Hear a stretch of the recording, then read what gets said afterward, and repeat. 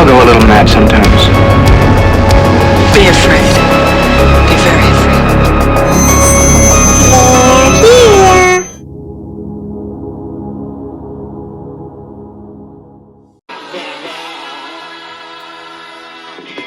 So, come up to the lab and see what's on the slab. I see you shiver with anticipation.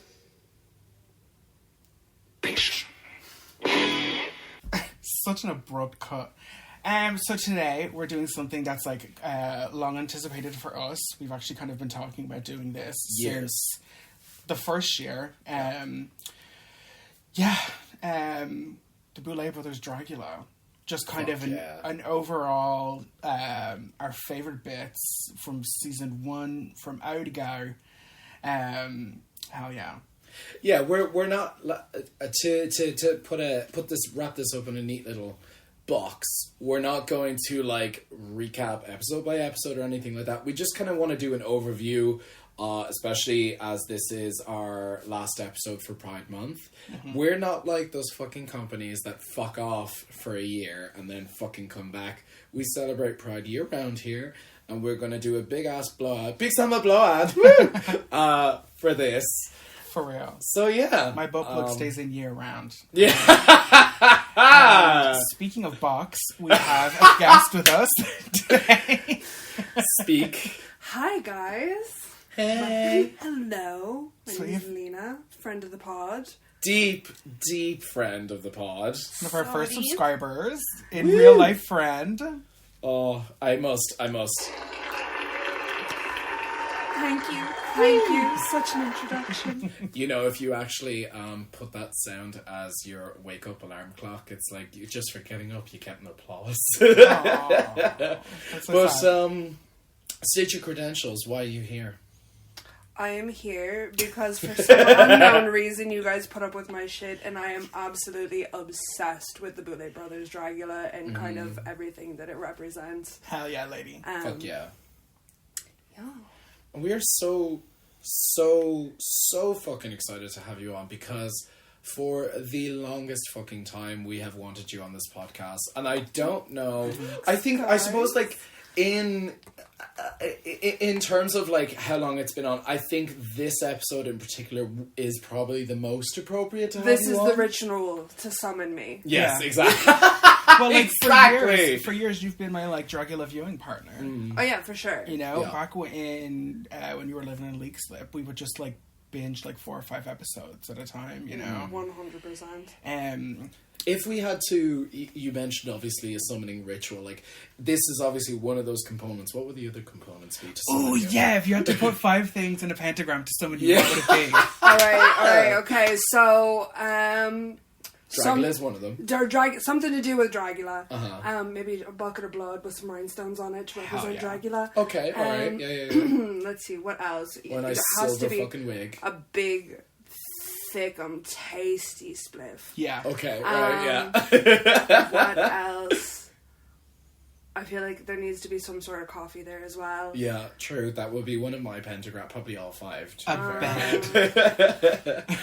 And, you know, my Cthulhu blankie. Hell yeah, A lady. Cthulhu blankie? Yeah. I have to fucking see this. First man. circular That sounds blanket, like I good was like. times. It's not circular.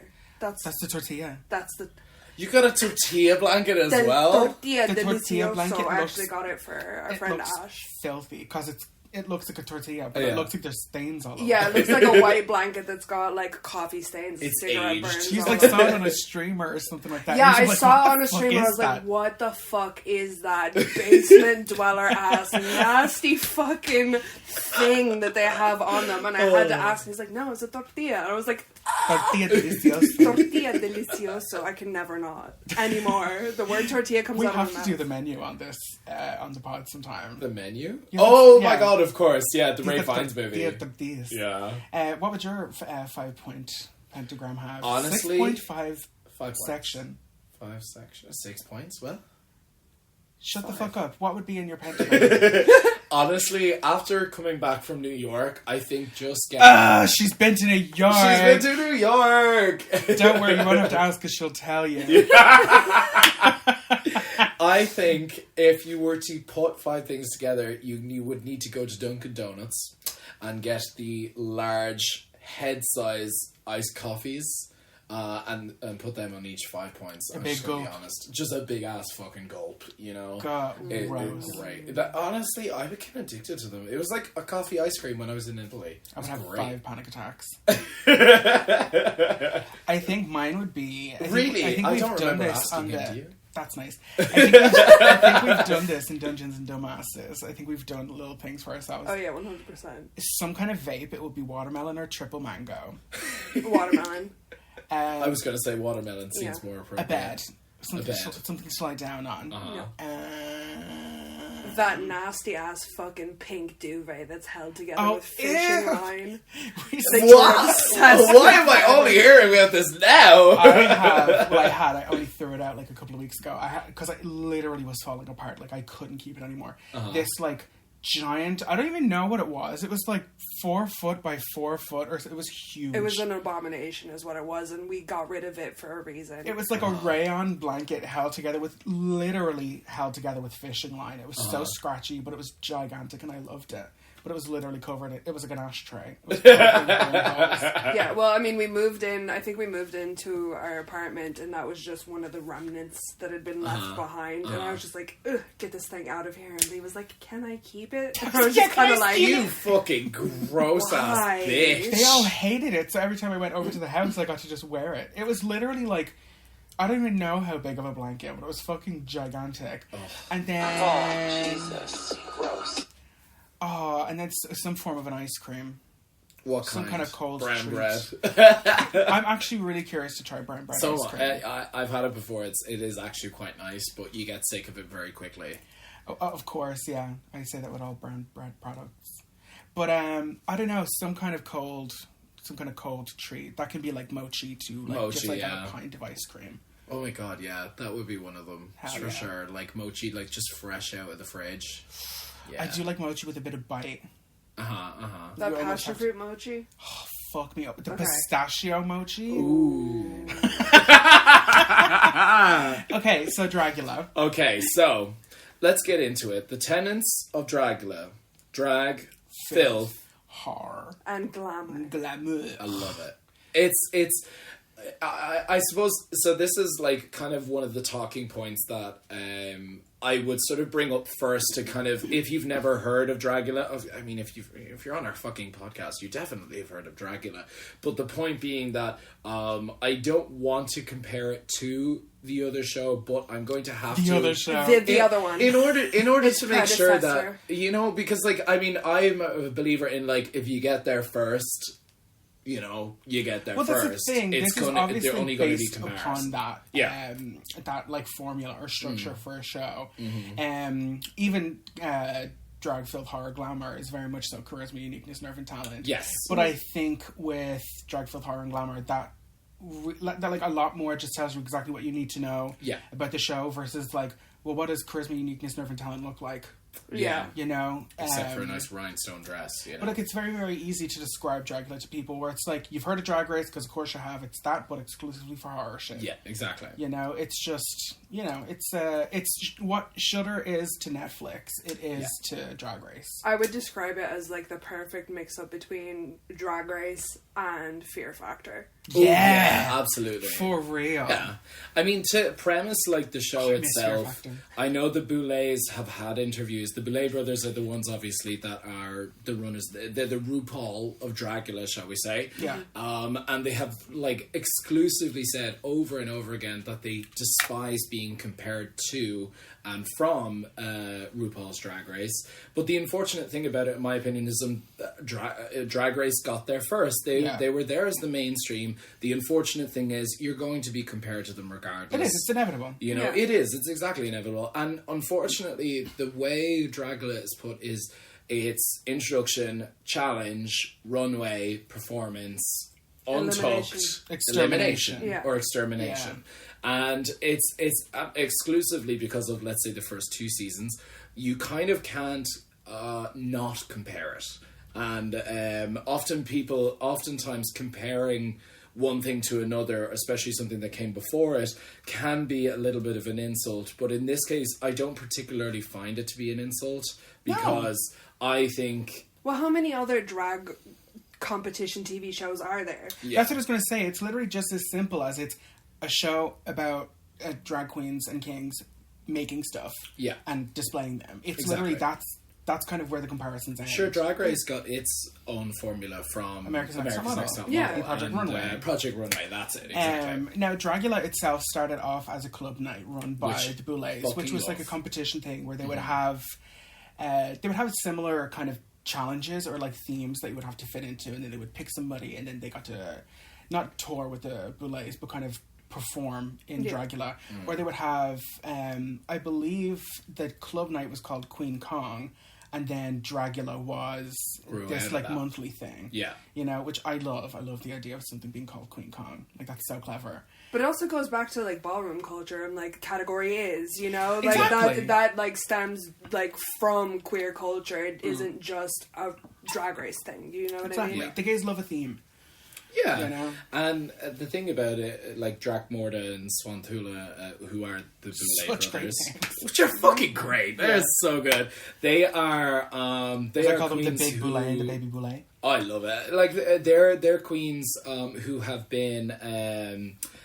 Around for, shall we say, quite some time now. Centuries. They grew out of the sort of nightclub, but also the BDSM culture and things like that. Where they were club kids. Exactly, they were club kids. They were people who grew out of alternative drag at its most core representation. Mm-hmm. So I often find that to be more respectable. No offense to RuPaul and things like that. So did RuPaul. RuPaul was like, a punk. RuPaul was punk, but unfortunately, I I think the problem with going mainstream, especially with something like Drag Race, where obviously the best thing about it going mainstream is you gain more acceptance and things like that, but you also water down what it is, and eventually you sort of, you sort of PG-ify it.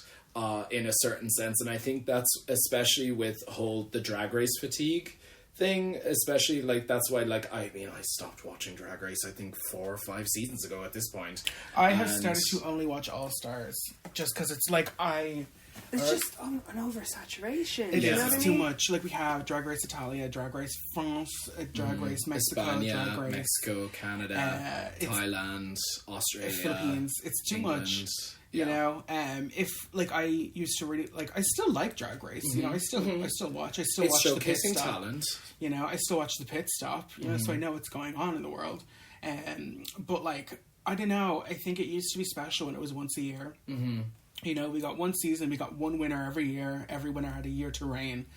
And then you look at it. It's like some winners only get 8 months to reign. You know, it's ridiculous. Like, we had 2 seasons of UK in a year. Mm-hmm. You know, now mind you, I loved UK, but it was come on. There's also US Drag Race going on concurrently at the same time.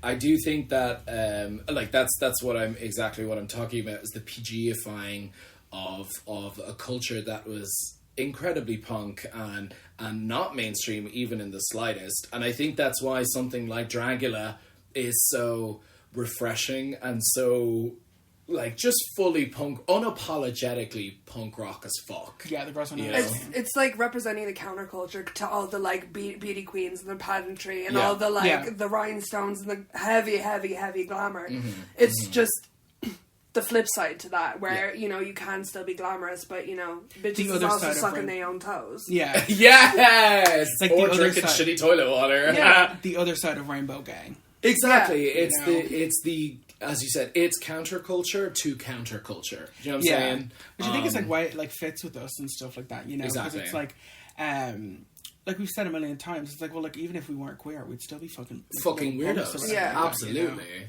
Yeah. It's the fact that I like the same genitals that I have is nearly the least interesting, least irrelevant. Yeah. Or it's the least weird thing. You're not weird. You're just gay. The most offensive thing your nanny has ever said to you. That's just said to her. So how dare you? I work hard to be this much of a fucking furry. I actually would have rather she call me a slur.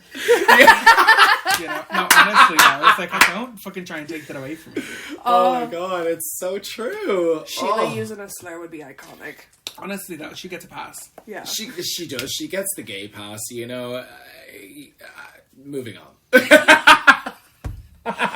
So, where do we want to run down from first? Okay, so my basic idea or understanding was the sort of... was? I think, like, before we sort of get into, whose favourite looks or this or that, I think we should talk about how far, with comparison to Drag Race, how far in 4 seasons... I don't want to compare it to the other thing. I really don't want to, you know? But, like, in 4 seasons...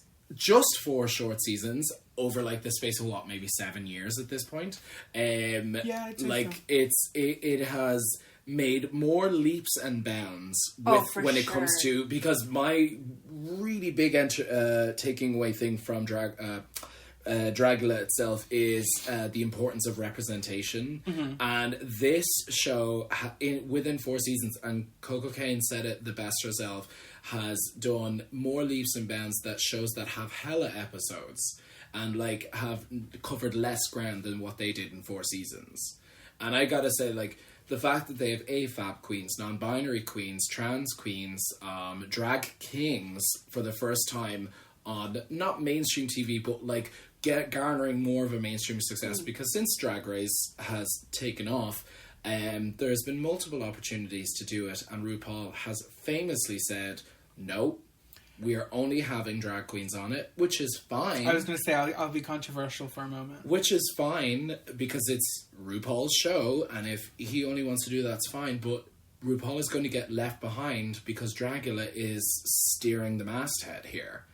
When it comes to that, in my opinion. Dragula does it in such a way where it's not them parading out their token. Yes. Look what we have, you know what I mean? Exactly. Like, they're just bringing forth these artists who are fantastic artists. Showcasing their talent. Yeah. And showcasing their talent, and not making it so much about, you're the token of your kind. Yeah. You know what I mean? Yeah. You're not just getting a shitty cornerstone. Ultimately, that show is about what RuPaul wants to see. Yes. You know, and it's like RuPaul wants to see... Glamour. Yeah. You know, like RuPaul wants to see drag and to queens, be fair, you know, there's that's nothing fine. wrong with it. Like, that's it. And see, the thing is, the Boulets did exactly what I think is like my answer for shit like this. It's like, well, if you want change, do it your fucking self. Exactly. And then they did. Yeah, Preach. they did. And which is they why did I think it's so that. perfect. You know, it's like, if you want to see this change, you be that change. Don't expect her over there to change everything for you. Yeah. You do your own thing and make it what you want to see. And going off of what you said, Nathan, about, like, in terms of progress, like, if you want to talk about how far the show has come, like, in terms of production. Here we go! Production, not only just production, but how much they like, give back of that to the contestants. Yeah. Yes! Like, season 1, I watched that on YouTube, because that's where it fucking premiered. You know, like, their reunion at the end was on Hey Queen. Yes. I missed that show so much. Like, I know it still goes on. Hey but, like, Queen! But, like, we have Very Delta and stuff for that now. But then just, like, seeing, like, the progression, and then just, like, the production kind of stammers, even though that kind of did my tits in for the first couple of years, or for the first couple of seasons, like, episodes would get released, like, a couple of weeks late, or because they were on YouTube, they would only be available in certain countries. It's like, it really made it, like, fuck, I have to see the show. It made you kind of work extra hard for it, you know? But then I remember, even when it got on Shudder, or when it came onto Amazon, I remember we were kind of sitting there being like, so where's the episode? Yeah. You know? But now that I feel like in their, like, latest iterations, it's like a fully fledged show. Yes. It's gotten enough mainstream appeal that they aren't kind of struggling anymore with it. Yeah, they have the money to keep doing exactly whatever the fuck they want with it, and that's what I appreciate about it, is because even though they're like, it's started to get more popular, and obviously they have more money to work with, and they have sponsors that are willing to come in and, like, give prizes for, like, every fucking episode. It seems like the winner gets some sort of prize. Yeah. Like, it hasn't changed from, like, the original format. Like, nothing has really changed other than the quality of it. No, it's just amped up. Yeah, it's literally just amped up, whereas I feel like, you know, in comparison to the other show, the, like, central central, like, message has been kind of lost or watered down, and, like, Yeah. the Boulets are having absolutely none of that. Oh, none of that. It's like, I don't think they kind of could. Like, I know this is not a slight to horror, obviously, because, like we're in that community. Like, this is not a put down at all. I kind of like how unappealing to a lot of people this show is, you know, because I don't feel like Drag Race, I don't feel like it could get watered down, because it will always have such a niche audience. Yes. Even though their audience is huge, it's like there's at least half of the world that don't give a shit about something like this. Yeah. You know? So it's like everybody who enjoys this really enjoys it. You know, there's no kind of, I feel like, very casual fans of Dracula. Like, everybody is super into it. The super dedication, the love, the respect, the outpour of fans who are just like, I 100% identify with this person that I'm seeing on screen, and I've only known them for, like, the last half an hour because I'm only watching season 2 now. Yeah. You know what I mean? It really is quite a powerful message, because, like, had this show been on when I was younger... we back in the 1910s. You spoke French. Back when I was younger, if I had seen something like this, right? Yeah. Even though technically I'm not, shall I say, in the queer community. Get out! Faggot! I always look at it and I go, like, that's something that I can look up to, that I'd want to aspire to be like, because the You love... can't, you just gotta put a penis in your hand. Exactly. The love and the respect and the just the unapologetic like Coco Kane, like possibly, I'm gonna spoil that now. She's my absolute favorite star out of Dragula so far. The unapologetic nature of Coco Kane is just something that I respect so much. Yeah. Some tig-old bitties. Tig-old bitties, bro. It's like... She's a like hoe and a fucking great one at that. Like can crushing, watermelon crushing, you know? Like, Sit those on tits my have, face, like, tits. weight behind it, Yeah, you know? yeah. But it's that unapologetic nature, that punk rock aesthetic that you only found in that era of the punk in the 80s, you know, with fucking Vivienne Westwood and Malcolm McLaren and all of them, that were just like, you know, the Ramones, the CBGBs, all of that. I keep bringing them up, but like it's really is that aesthetic. Like the riot culture lives on in a show like this. You know? That's it. It's the fact that it's like it's not necessarily like exclusively horror. It is this thing of just being like, eh. Yeah, exactly. You know, it's gross. It's showing your middle finger to the world and saying fuck you if you don't like it. Great if you do. You know, because that's the kind of like gay shit I enjoy. You gravitate towards. I gravitate to. Yeah. That's the kind of gay shit I kind of like trying to align myself with. You know, it's like the like Divine, somebody like that, where it's just like that right there. That's what You I'm are doing. a nasty creature, and I am here for it. Exactly. For real, you know? Condone cannibalism. It's like the idea of like just not having gays or like queer people in general be like perceived as like weak or whatever. It's like, no, like we could be like, I may not know my peonies, but I know a bitch when I see one. I love it. I love that movie. It's great. But for real, I love that like juxtaposition of like somebody being like super fucking gay, but also just being like broken glass bottle in willing hand. to whip out a fucking knife without a second thought. You know, jock strap like.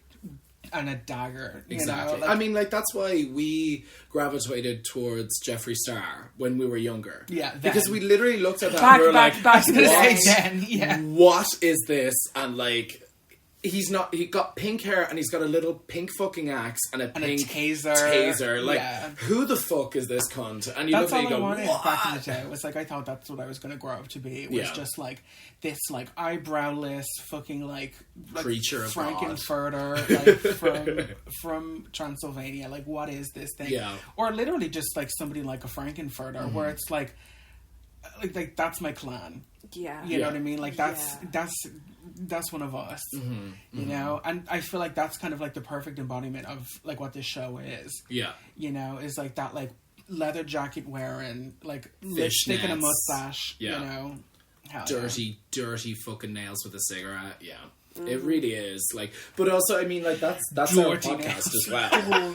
You know, that's our podcast as well. It's the reason why we started this at the beginning because we were like, well, we want to, like, I think you said it the best, was like, we wanted to express our weird conversations and just let people listen to it. It all kind of started off with, we would go to not the Schleeg, we would go to the Bridge House in Enfield. Oh my god. Which is like, I always thought it would be like the Slaughtered Lamb in American Werewolf, where you go in, it's just like super, super normal, like family pub. And we would go in and just talk about the most heinous, fucking vile shit ever. But because it's so small, you can hear everybody's conversations. Yeah. And you would notice, you would start to notice people around just like just staring at you. Yeah. I love that. Yeah. You know, I love the idea of going into a space and having people just be like, you know, just be like, what the fuck is that thing? Like, literally someone stops throwing a dart mid-throw. You made me miss. You know? And everyone just goes quiet and just... I never miss. Exactly, yeah. Like, my theme song when I walk into a room is a record scratch. Yeah. You know? Like, that's exactly what I want. And I just, like, I feel seen by this show. Exactly. You know, because I've never identified with, like, the rainbow shit. You know, obviously, like, I have Pride Flag because, like, that's important to me. Like, that's gay liberation. But, like, I've never been, like, for how faggy I am, I've never identified with, like, pink and sparkles and, like, rainbows and unicorns and all that shit, you know? Not unless that unicorn has, like, a fucking septum ring or something. You know? But, like... Yeah, put some spikes on it, make it cunt. It's snake pig, not unicorn. Yeah. Oh my god! You know? What about you, Lena? Why did you gravitate towards this show? What was the thing that caught your attention about it? Look at her shirt. I know, I was about to say, I was like, she's wearing a Rob Zombie shirt. I mean, like, I have tits out on my shirt, you know what I mean? Yeah, I mean, I feel like since I was really, really, really young, like, my first and still my favorite movie of all time is The Adventures of Priscilla, Queen of the Desert. Yes! I have been a fan of drag since, like, pretty much as young as I can remember, which is a long time ago. Possibly even longer than you, Nathan. What? And I just take one long gasp and slowly walk backwards out of the room. And but yeah, I've always loved drag. Like, there's something about, I mean, obviously this is a very early interpretation of what drag was. It's just something about a dude dressed up prettier than any girl in the room. I just always found so fascinating. Yeah. And then sort of in my teens, I was like a metalhead, and I was like really into like fuck you to everything that was mainstream, like one of those. And like I've kind of, you know, branched out and like somewhat mellowed in my like super militant stance on what is metal and what isn't. Yeah. But like, I don't know, just like the mesh of those two cultures of like seeing somebody perform on stage and fuck with the idea of gender and really put on a performance, but like make it metal. I'm just like, fuck yes. I love that. For real, just the Fibbers brand of queer. Yes! I love if it. Fibbers did a drag night, I would be there. Yeah. I feel like they should get down with some shit like that, you know? Because, like, that's the thing, when you go to Fibbers, like, I remember my perception of, like, metalheads and shit when I was a kid was, like, people were so scary. But then it's, like, being in those crowds and, like, being with everyone's those kind of so sound. Everybody's so nice. It's because they get all their shit out, like, through the music or through the art. Like, they're working through their shit rather than, like, putting on a face to be pretty. It's like everybody here is a freak, you know? And letting it rot away, you know, from the inside out. You know what I mean? Like, it's you like know, people that actually express themselves and are passionate at what they do, I feel like are just generally better, more sound. Well, yeah, more sound, like at least more level-headed. Yeah, I mean, it is. They also kind of like through no bias of our own. We're just the best. It's a gift. What can I say? But that's the thing. Is like there's like less judgment or whatever because it's like, oh, I'm also a freak. Like whatever, you know. Yeah. Which is why I find Fibbers so funny because Fibbers is split directly half and half with the living room, whereas like the living room is like completely like heteronormative, but it's literally split right down the middle where it's like people over here are like smoking weed at the pool table and shit, and then over there everybody has like porn star martinis and like bodycon dresses and shit. Like it's such a weird opposition, like right next to each other. Dresses. But for real though, it's such a funny. The living room is really the line between like, you know, mainstream and counterculture. It literally is. It is. You know? It but absolutely like, is. Yeah, just seeing a show like this where it was just like, oh, like this is like all I wanted. Yeah. You know? Or even something like like Monster High dolls and shit like that, where I'm like, if this shit was around when I was a kid, they're like the horror version of Bratz dolls. Yeah. Where it's like, if this shit was around when I was a kid, fuck me, bro. Yeah. You know, Yeah. just... I wouldn't have had to torture my Barbies that whole time. No, I don't know how many Barbies I have just ball-headed, you know, cut the fingers off, head straight in the mouth. You know, I'm fully about to play Jaws with this Barbie. Well, I think that's actually a really kind of good segue into the idea of Dragula and the possibility of its mainstream appeal, because obviously, like, we fucking stand Dragula no matter what. Yeah. I was listening to someone's video the other day about, like, the idea of how Drag Race was kind of punk when it came to, like, the first few seasons, where it was just messy as fuck, and it sort of, like, garnered a lot more attention as the seasons went on, and then it just sort of became... not flatline, but it just kind of plateaued. Digestible, exactly. I think it was particularly after, I don't know, maybe season 6 or 7, that it was kind of just like, meh, it is what it is. It starts to like pick up with kind of everybody. Yeah. You know? And I think that's why this type of drag, this type of artistry, shall I say, because not all of the contestants who are on Dragula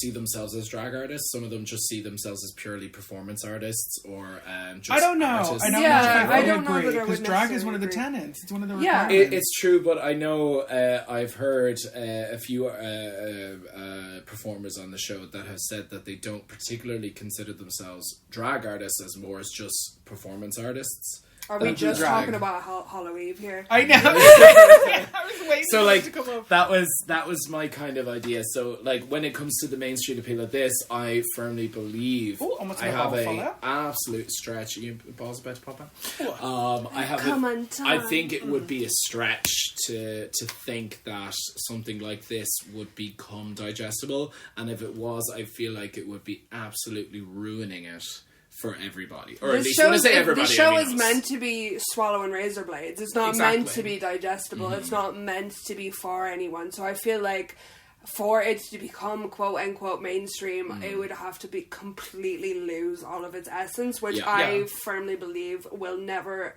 for 1 second happen under yeah. Dracmorda Yeah. and Swanthula's reign. It's like, because like whatever is like so at the core, because like again, this is literally just horror Drag Race, and if you take the horror element of it away, you completely boring. lose what Dragula Yeah. is. Yeah. You know? But even just like horror itself is like, it's not meant to be digestible. It's not meant to be pleasant. Whether or not we find it pleasant is not the like desired effect. You know, it's like I find it very easy to fall asleep with some like fucking slasher flick on, but like that's not the intended like effect. You Yeah. know. But I don't feel like that could ever happen with this. You With know? Dragula, Also, absolutely simply not. because it's like on Shudder, where it's like a casual movie fan is not just going to get Shudder. You know, Shudder is like for horror fans. Exactly. Yeah. Like it's curated like for a specific audience, you know. Even with Dragula, it's kind of if you know, you know. Even within like gay circles and stuff, you know. Which is nice. It feels like the early days of Drag Race, where It you was might like talk to somebody. when we first met and like what was it, Purse First came on, Yeah. and that was our moment. It was like, oh my Yeah. god, you know, Yeah. Purse First, not Purse only are you First. queer, but you know, and that's Just like an instant moment. that's what Dragula I feel like feels like for me now, because it's like, okay, yeah, of course we know. It's Everybody like, knows Drag Race. oh, you're gay. Did you watch that RuPaul? That RuPaul's that Drag Race. RuPaul's Drag Race. She The watched finger them. comes out. She watched them. It's like, But even on Halloween last year, where you were complimenting the person that I was kind of making out with because they were hairy, and you said Eva Destruction, and he was like, "No way! You know? No fucking way! It was like, They knew? it was like, oh shit, you know what this is? Yeah. You know, like I don't know. It's nice having something that's still kind of underground and still kind of secretive and kind of like, I don't know, like a kind of hidden gem almost. You know, even though like they are in like Entertainment Weekly and they're in Fangoria and stuff, which, well, I suppose even Fangoria is still kind of a if you know, you know, because like yeah. And most their people don't know what podcast, Fangoria Creatures is now. of the Night, which of course is a reference to Rocky everything Horror. else. Exactly. Yeah. So, and our podcast episodes, The Slab, are firmly based in Rocky Horror itself. So, Yeah. you know. It is what it is. I feel like that's a good kind of like segue into this. Was like watching Rocky Horror, which like we all did when we were younger. Was just kind of like that's very much so like an ancestor to this kind of show. Absolutely. It's like that's the perfect melding of really, really queer shit and really campy with like metal and horror and rock and roll. Yeah. I feel like it's a healthy balance of being a freak, Rocky Horror, the ballroom culture of Harlem and things like that, and its own message, which is be unapologetically you. Yeah. You know, and fuck what anyone else seriously thinks of you, because at the end of the day, they're not paying your bills, so... Which is why I love this show for how little of a fuck everybody gives about how they're perceived. Yes! Yeah. Like, yes! It really brings me back to, like, old reality TV from, like, the early 2000s and stuff, like The Real World or, like, Flavor of Love, where it's like, these girls don't give a shit. No. They'll just fight and say the nastiest shit, which, like, I don't care. It's why we watch reality TV. You watch reality TV you watch for the trash. For, like, the dregs of society. You want people to let their ass hang out. You know, it's not interesting to watch a TV show where everybody just gets along all the I'm time. not gonna book her. She's a trigger-happy alcoholic. You are punk, bitch! You know? Like, literally, instantly, that's season 2, instantly the Oh girls my are god, the fighting. claws came out and they came for blood. Just instantly. It was like James Majesty and Monique fighting, and then Bitch and Abora fighting. Just It straight wasn't away. even Bitch and Abora fighting. It was just Abora coming for Bitch and Bitch just being like, yeah, okay. Yeah. Yeah, uh-huh. Just trying to like let her have her moment and hopefully it would pass. And it's just like, you used to be punk. That was the whole crux of their friendship ending. I do It's like, love Abora for that. what though. about the time that like I came out at 3:00 in the morning and picked your ass up off the road? Like, fuck me for that, I guess. Do you know what I mean? Yeah. But you stopped being punk, and for that I can never forgive you. Which, like, again, I respect it. Like, Abora saw her as like the sellout or Like, whatever. they were normie. It's like, yeah. we got bills to pay, bitch. I ain't been on TV yet. Yeah. It's true. I do love Abora for this, though. Like, Abora is, like, really one of my favorite. Like, she's just a little goblin freak, like, fucking, like, I don't even know. It's the nose. The artistry, I like super appreciate, and like I love that like she's made her nose her look, because like even without the nose prosthetic, she does kind of she has a bit of a beak. detail. You know, she does definitely have a bit of a beak, but she's just turned that into like her aesthetic, and I do love that, and I love her aesthetic. Out of drag, I think she has some issues, and I don't necessarily agree with her. I don't know if y'all are like aware of like any of her like scandals outside No, of the show. No, Yeah. I know nothing. So she's like.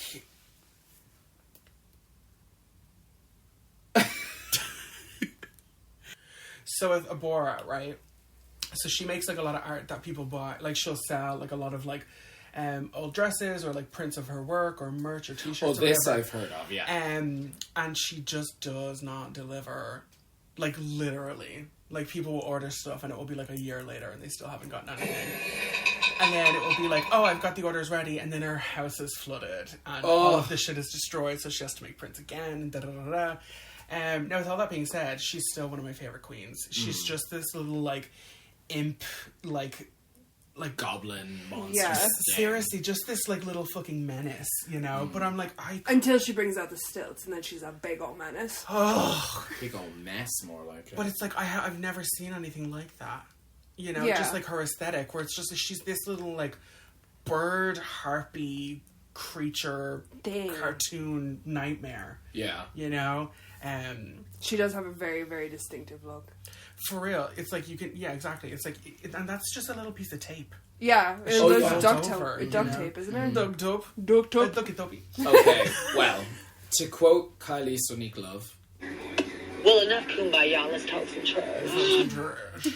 Okay, so straight up, without question, without thinking it, Of course, she would say straight up.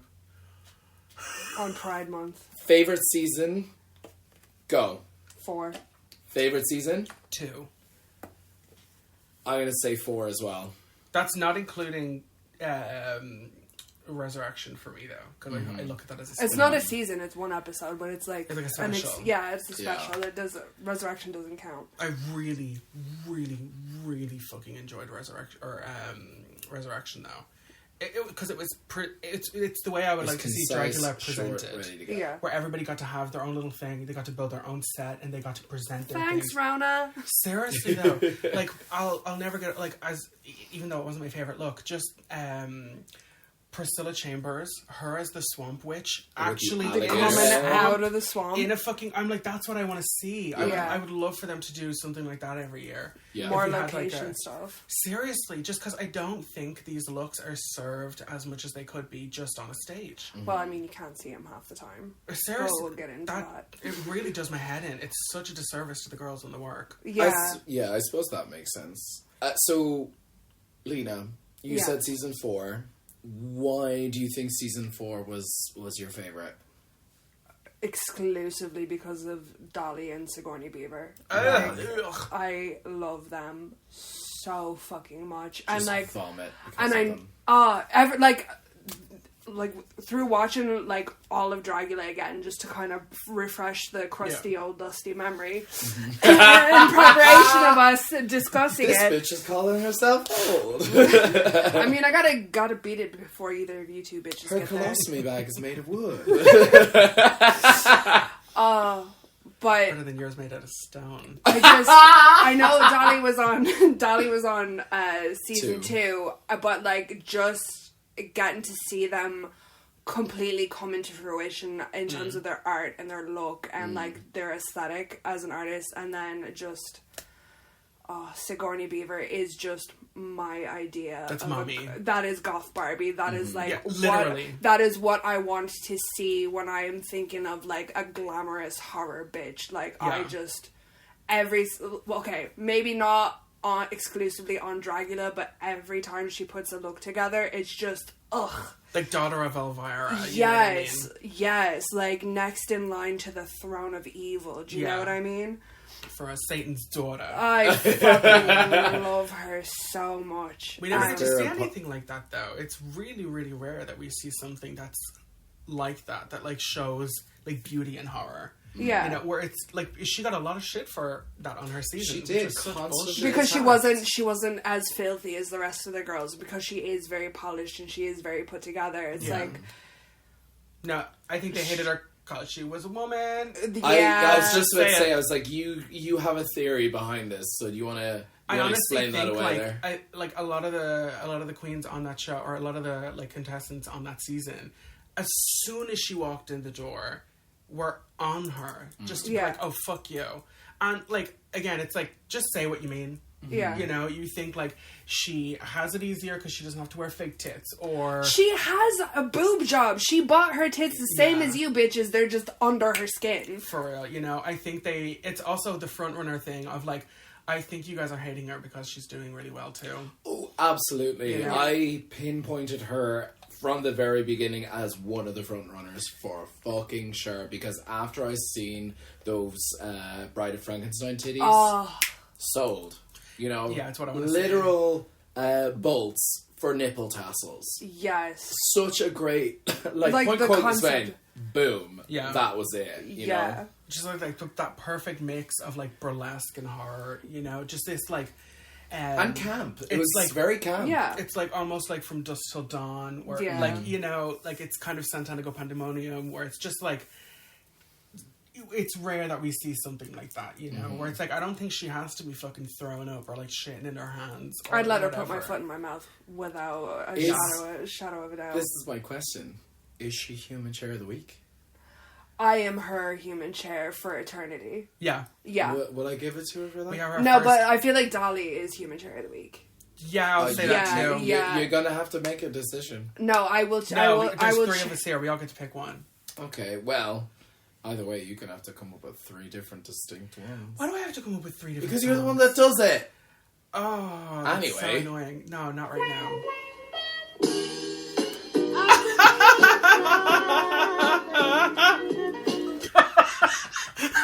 What the fuck was that? You put me so on the fucking spot. What are you talking about? All of them, every single Be one a whore! Go! Because I always get to... Just so you know, he doesn't like pre-record those or get them. He does them all on the spot. They always all just of get them. thrown on me. But you can do it, no problem. I know, but I don't have to make it up for somebody else. I want some fan to just do a mashup of all of the human chairs. That'd be fucking great. Oh, you gotta do it. Oh, do you have any idea how that? I'll let the fans do that. Well, That is a lot of editing, it's free bro. labor. So you mentioned season 3? 2. Yeah. So tell me why you would choose season 2. It was the first one I had anticipation for. Because when the first season... Anticipation. When the first one dropped, it kind of just dropped. And it was like, okay, shit, I'm into this. And then we kind of didn't know if we were going to get a season 2 or not. Because of how low production the first season was. It was kind of like... I don't know if this is going to go anywhere, but I really want it to. Yeah. You know? And then just, like, I still really enjoy a lot of the girls from that season. Yeah.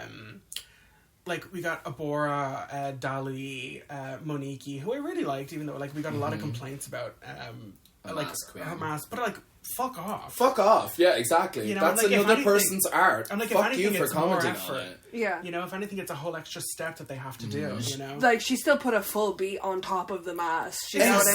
Exactly. You know? And... That was like, we got Saints first Mag- season, I think. No, that was season 3. We got James Majesty, who started off as a cunt, but I ended up really liking her in the end. I loved She the fucked her half-ball brother. cap thing. She No, didn't fuck her she brother. doesn't Her fuck brother her brother. fucked him. Her brother fucks her. Whatever. I actually know a lot of those people from Transformations with James St. James back in the day. Of course, Did you ever watch that? James St. Loved James, like OG Club Kid, had this show where he would get all these people on, and it was nearly always like alternative queens, to paint him in their style or to do like a signature look on them. James St. James. So it was a lot of these... A lot of the girls from Dragula actually ended up being like on that, but this is like a couple of years before.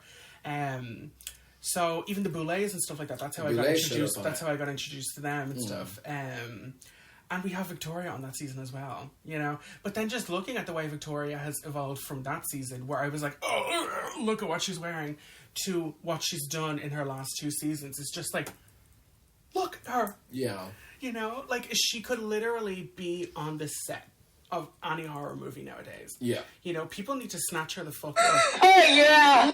Seriously though, people need to snatch her the fuck up though before she's hired by somebody else. Absolutely. Because the shit that it's actually her and her partner that churn out a lot of the stuff. Yeah. It's just such high quality. It's unreal. You know, and I'm like, you're doing this for like a reality show. Like, what could you be doing with like $100,000 or a couple of million behind you for effects for a movie? It's insane. We also get Disasterina.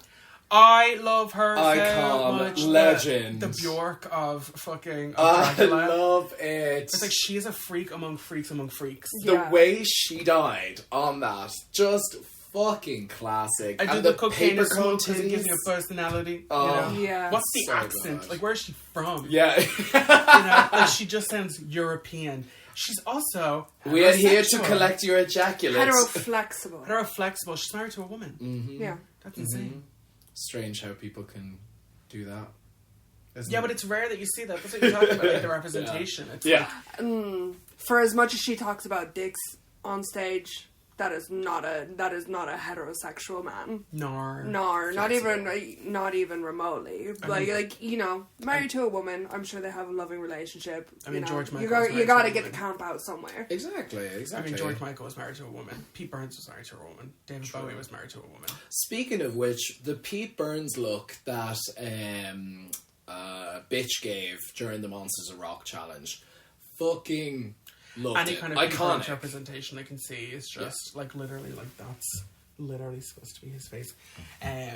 Or even when The Vivian came out as Pete Burns. Oh, it's Pete Burns, yeah. I love it so much. Like anytime, like I used to always say about like gendered questions, it's like whatever Boy George or Pete Burns are, like that's what I am. Yeah, Like, yeah. that'll give you your answer. It'll give you a sort of a category to find you under. Yeah. If we had to go to a library. But like for season 2, like we had the Mad Max challenge. You Love know, they went to the loved that desert and they challenge. literally were in Thunderdome. That- Horsemen of the Apocalypse. Yeah. Horsewomen. Horse. Horse thumbs. That the look the Boulets had for that episode Iconic. is my favorite of the entire show. Yeah. I love The their Mad The little Max. chess set with the Abora nose attached to the horse. I loved it. I love their it's like all white with like this big kind of almost Queen of the Damned like fan like headpiece that comes out the back. Or like other promos and stuff I always really like. Yeah. Like their main looks for each season. Like they had one where they had these like asymmetric like grey wigs that like kind of were like on opposite sides to each other. The one thing that always does kind of annoy me about their looks, they're not always symmetrical. Whereas they'll be wearing something and something will go off in this direction, but the other ones will also go off in that direction. And I'm like, you guys know how you're going to stand. They should both go in opposite directions as like a presentation thing, you know? Or I wish one of them would, Baby Boulet would wear taller shoes. So that, Baby so that- Boulet, so that they would match. Swanthula. So that they would match. I love the way Katya fucking described just telling them apart as one is Dracmorda and the other one's Swanthula, the other one's legs. I love it. And ever since I heard that on The Bald and the Beautiful, I've never had any issues distinguishing them. Great fucking podcast. I literally listen to that all the fucking time. Amazing. I'm gonna be fair. I want to reiterate actually that. Oh no, we didn't ask. Oh, that's good. Anyway, bye. My favorite season would probably be Titans, for how messy it was and how. It's because Coco was there. Just It's admit because it. Coco Well, is there. yeah. I'm straight up. I'm sorry. Like I've said this multiple times now. At this point, I fucking stan Coco Kane. Coco's your human chair of the week. She'd be my human chair of the week. Trans icon. Here's your chance You know. to make up a song. Hold on, wait. Hold on. Let me just see if I actually can put one together. I think it would Look, be. he's a gonna good- take. He's gonna take ages. You gotta give No, yourself the no, chance no, to think I'm of actually one. just looking for the sound itself. There we go. Go. Coco Kane's titties, I would let her smash my can. That's your first official human chair of the week. It's true. I'm You know proud of that's you. gonna be a post. That'll Hell be a yeah, post. lady. Fucking Okay, I'll Coco let you Kane have as a Dolly if post. I can have Sigourney. Yeah, sure. Okay. I love the way we're just like, we'll just let these people have these people. Again, it's like that conversation about when you're talking when you win the lotto or whatever, and you're like, Yeah. oh, like It's- I can't have it. You talk about it like it's about to happen. You know? I have said, I've obviously said this before, but like it's just how straightforward Coco is with absolutely everybody. She's not tolerating anyone's bullshit, and she's calling people out for the shit that's being caused right in front of her. She's straight up. She's like, when she does the Dragula drag, as in like the Boulet Brothers in drag. Yeah. She even calls it out. She's like, "Why do I have to suffer your consequences when it was your fault?" Like she was all of these things, and it was like, this is the absolute epitome of fucking telling it like it is and like walking away. You And know she's what I'm not saying? doing it It's to great. be a cunt. She just is saying it how Yeah. it needs to be said, Yeah. and like there's no like malice or attack or vindictiveness. It's Yeah. just that's her. That's The just way the she tea. shot down everybody after Melissa B. Fierce's Fuck you, fuck elimination. you, fuck you, fuck you, and fuck you. You Yeah, know? exactly. Straight up, she called them out. It was like, you were all two-faced cunts. You all sat there, you shat on her, and then you said you felt bad because she decided to leave. And then when Coco turned around, it's like, is anyone else going to walk over there because our sister is crying in the corner? She was like, okay, well, fuck you all. She went out there and was there for Melissa when she self-eliminated, and afterwards called them all out. Called them all out on it, straight up. Not to kind of shit on your point, but shut the fuck up. No. Respectfully. Not to shit on your point, Respectfully, but like shut your whore mouth. I feel like that also was kind of bullshit. Like her leaving, because it's like, why would I go out there and comfort her? She's my competition. True. You know, I understand the point of Coco, Yeah. like I understand the principle of that, but even in that moment, it was like, why should we? Like she left. You know, fuck her. True. Yeah, I can But I see think why. Yeah. Coco's delivery and what Melissa B. Fierce's delivery are the same message, but like different delivery. Yeah. You know, it was like nobody wants to fucking listen to you when you're basically going to call us all pieces of shit, you know? But it's Yeah. like with Coco, she was like, here's the situation. Yeah. And like why I feel like this is fucked up. And then everybody was like, oh, okay. Versus with Melissa, where everybody was very happy for her to walk out of the room and not go chase her. Mm. You know, I wouldn't have gone to chase her if she had basically just told me I was a fucking piece of dirt, you know? Yeah. Yeah. So, besides obviously the 3 artists that we just mentioned, I want to have sort of an overall umbrella as to your favorite artist. I think there's about to be a lot of crossover here. Well, Yeah. fair enough. Lena, what do you think? I think my favorite... Top 3. Oh, top 3. Okay, well... Yeah, straight I up. think, Quick fire, let's go. Okay, so I think my number 1 has to be Dolly, just because of how, like, from season 4, how solidified in their aesthetic they are. Yeah. And how much they're able to make that fit each challenge and knock it out of the park every single time. Like, and every look is a fucking look. Like, head to toe, delivery, performance, everything. Like, I just The think... thought process behind it. It Yeah. stands out so differently to everybody. Exactly. Like, it's so completely unique. Yeah, I know. That goblin look, the fur challenge, where like they were like a troll under the bridge. Yeah. Gorgeous. I fucking loved it. It was Like the great. cave dweller with the tusks. Like, you know, they always have, like, certain parts of their look, like, with the blacked out eyes and the mustache. Not necessarily always, but if there's But not a the blacked different out eyes... iteration of it. Yeah, they accentuate those same features and in that sort of same shape, but they are able to adapt it to, like, everything that they do. Yeah. So for that, I think that Dolly is, like, my number 1.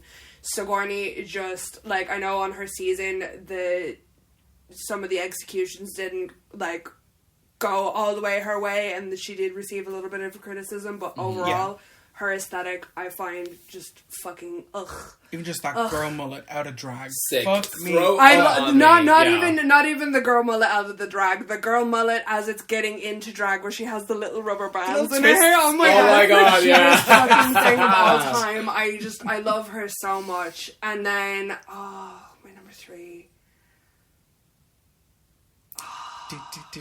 I'm gonna have to say Hoso Teratoma. Oh, Yeah, okay. I fucking love Hoso, just because, again, their look is just, like, you will never, ever, ever see Hoso in a crowd and be like, who the fuck is that? Exactly, Yeah, like instantly recognizable. Very Like, noticeable. instantly recognizable across everything that they do, and I get that some of their looks don't translate well into the challenge. As opposed to Cicely.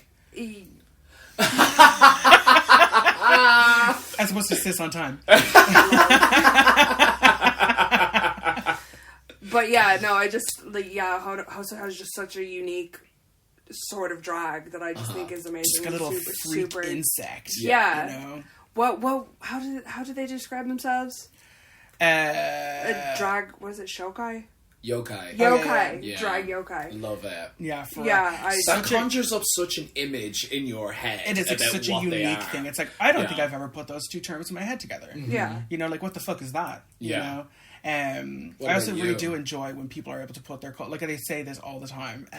When somebody's able to completely inject their own culture into something drag, which is like. But was it Glamour? Was that Ghost Ship Glamour? Was it Glamour? No. Exactly. Thank you. I mean, it looked even cool. Hoso said that later on. She was like, "Yeah, good." No, wasn't she saying that like I feel so beautiful in this. Like, I think it was like Glamour in to her, to her, but it wasn't like the overarching satisfaction of Glamour. That is Glamour. Yeah. Exactly, that's what I was going to say. I love when somebody can inject their own culture into drag, which obviously is international, but I feel like is very like bullshit. I feel like drag is kind of considered like in its origins like an American art form. Yeah. So I feel like being able to, or it's like the classic looks for drag are very like American or like Western beauty standards, where it's like big hair, like big tits, like hips, all that kind of stuff. But it's like her being able to come at it and being like, well, I find insects beautiful, so this is my idea of beauty. Or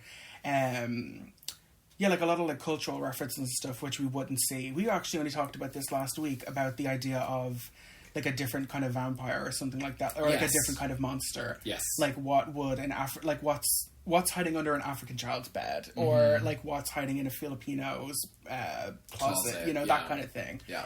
That actually sounded a little sexual. What's under this African child's bed, you know? But so tell us, what my top 3. Yeah. I'll just say Victoria Elizabeth. This is in no particular order, I will say. Yeah, of course. Yeah. Victoria Elizabeth Black, just because I'm like, I'll say it many times throughout this. I'm like, she just is so unbelievably fucking talented. Yes. And like, it's like, I really kind of, like, look up to her for stuff like that, where I'm like, ugh! Like, just the level of creativity, and not just the creativity, but the level of creativity and being able to, like, put that into, like, a physical the craftsmanship. look. Yeah. Exactly. You know, and like seeing her house in Resurrection, I'm like, that's what I want my house to look like, where it's just all Halloween decorations everywhere all the time. Or as we call it, gay Christmas! Just decorations. I want to go off on a mini tangent here because there's something I want to bring up. Tangent, Okay. St. James, Lalaurie, Dupree, Victoria Delacour, and Elizabeth Cartier. Black, Resurrection, the ghost look. That was most definitely a zombie look, but she slayed the fuck out of it. There was a little explaining to go into it. Do you think that was intentional? Do you think she purposefully, like, I loved went her off the Dracula mark look. because she could do what she wanted to do and she didn't actually want to win? Yeah. Because, like, she said even in the interview, she's like, yeah, I mean, I'd love to win the competition. I don't really want to come back on season 4. I want to be on Titans. Like, that was literally the tea. She's like, yeah, no, I think I should be in an episode of All Stars, which, like, I completely agree with, and so did the Boulets in Resurrection. I think, honestly, the thing for her to get on here is, like, she, like, for somebody who like that, who's already very talented and kind of doesn't necessarily, like, need Dragula, I think that's kind of a great way to, like, build up, like, a CV or something. Like, it's a great, like, platform to, like, show your work. Yeah. Like, I loved her to Bram just get it out Stoker there. Dracula look for Resurrection.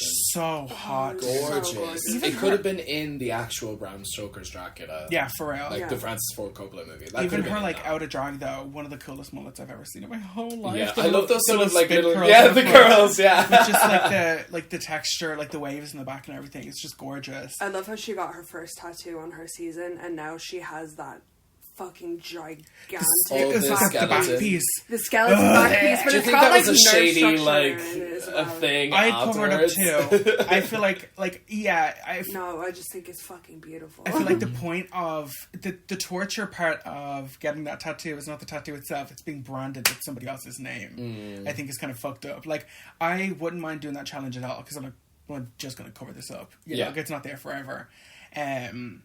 So I think next I would probably go for Abora.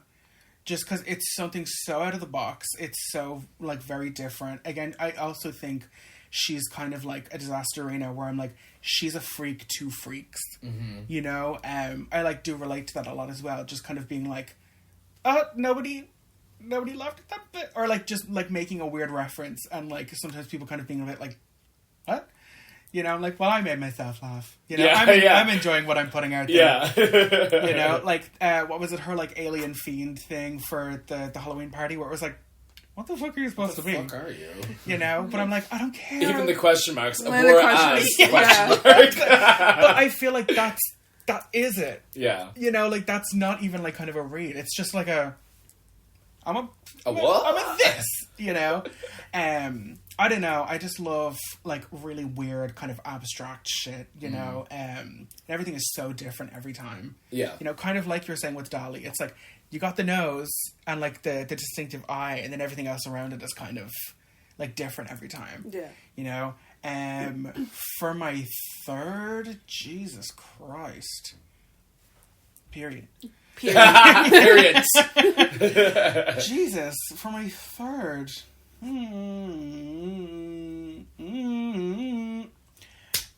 Whoa. You're allowed to have crossover. It's okay. No, I'm just generally trying to think. Great. Not that I'm telling you what you can and can't do on your own podcast, but you know. But you are, Blanche. Yeah. You are. Why don't you fucking do something about it? You know what? I'm just going to steamroll over him if he doesn't. I actually always really enjoyed Yovska. Yovska, definitely. Just, like, weird, kind shady of, like... little fucking monster gremlin. Shady little gremlin. Yeah. I just love the kind She's of, like... very sweet, but if she does one more side comment, I'm going to kick her in the teeth. I just love kind of, like this, like, childhood nightmare version of a monster. Yeah. You know, where it's like in a movie where the mom finds the kid's creepy drawing, and it's like, that's what Yovska looks like. Yes. You know, like a child's interpretation of a monster. You know, but again, it's always kind of weird and dark. It's not like very simplistic. Yeah. You know, and even just the style of drag, just completely obscuring the face.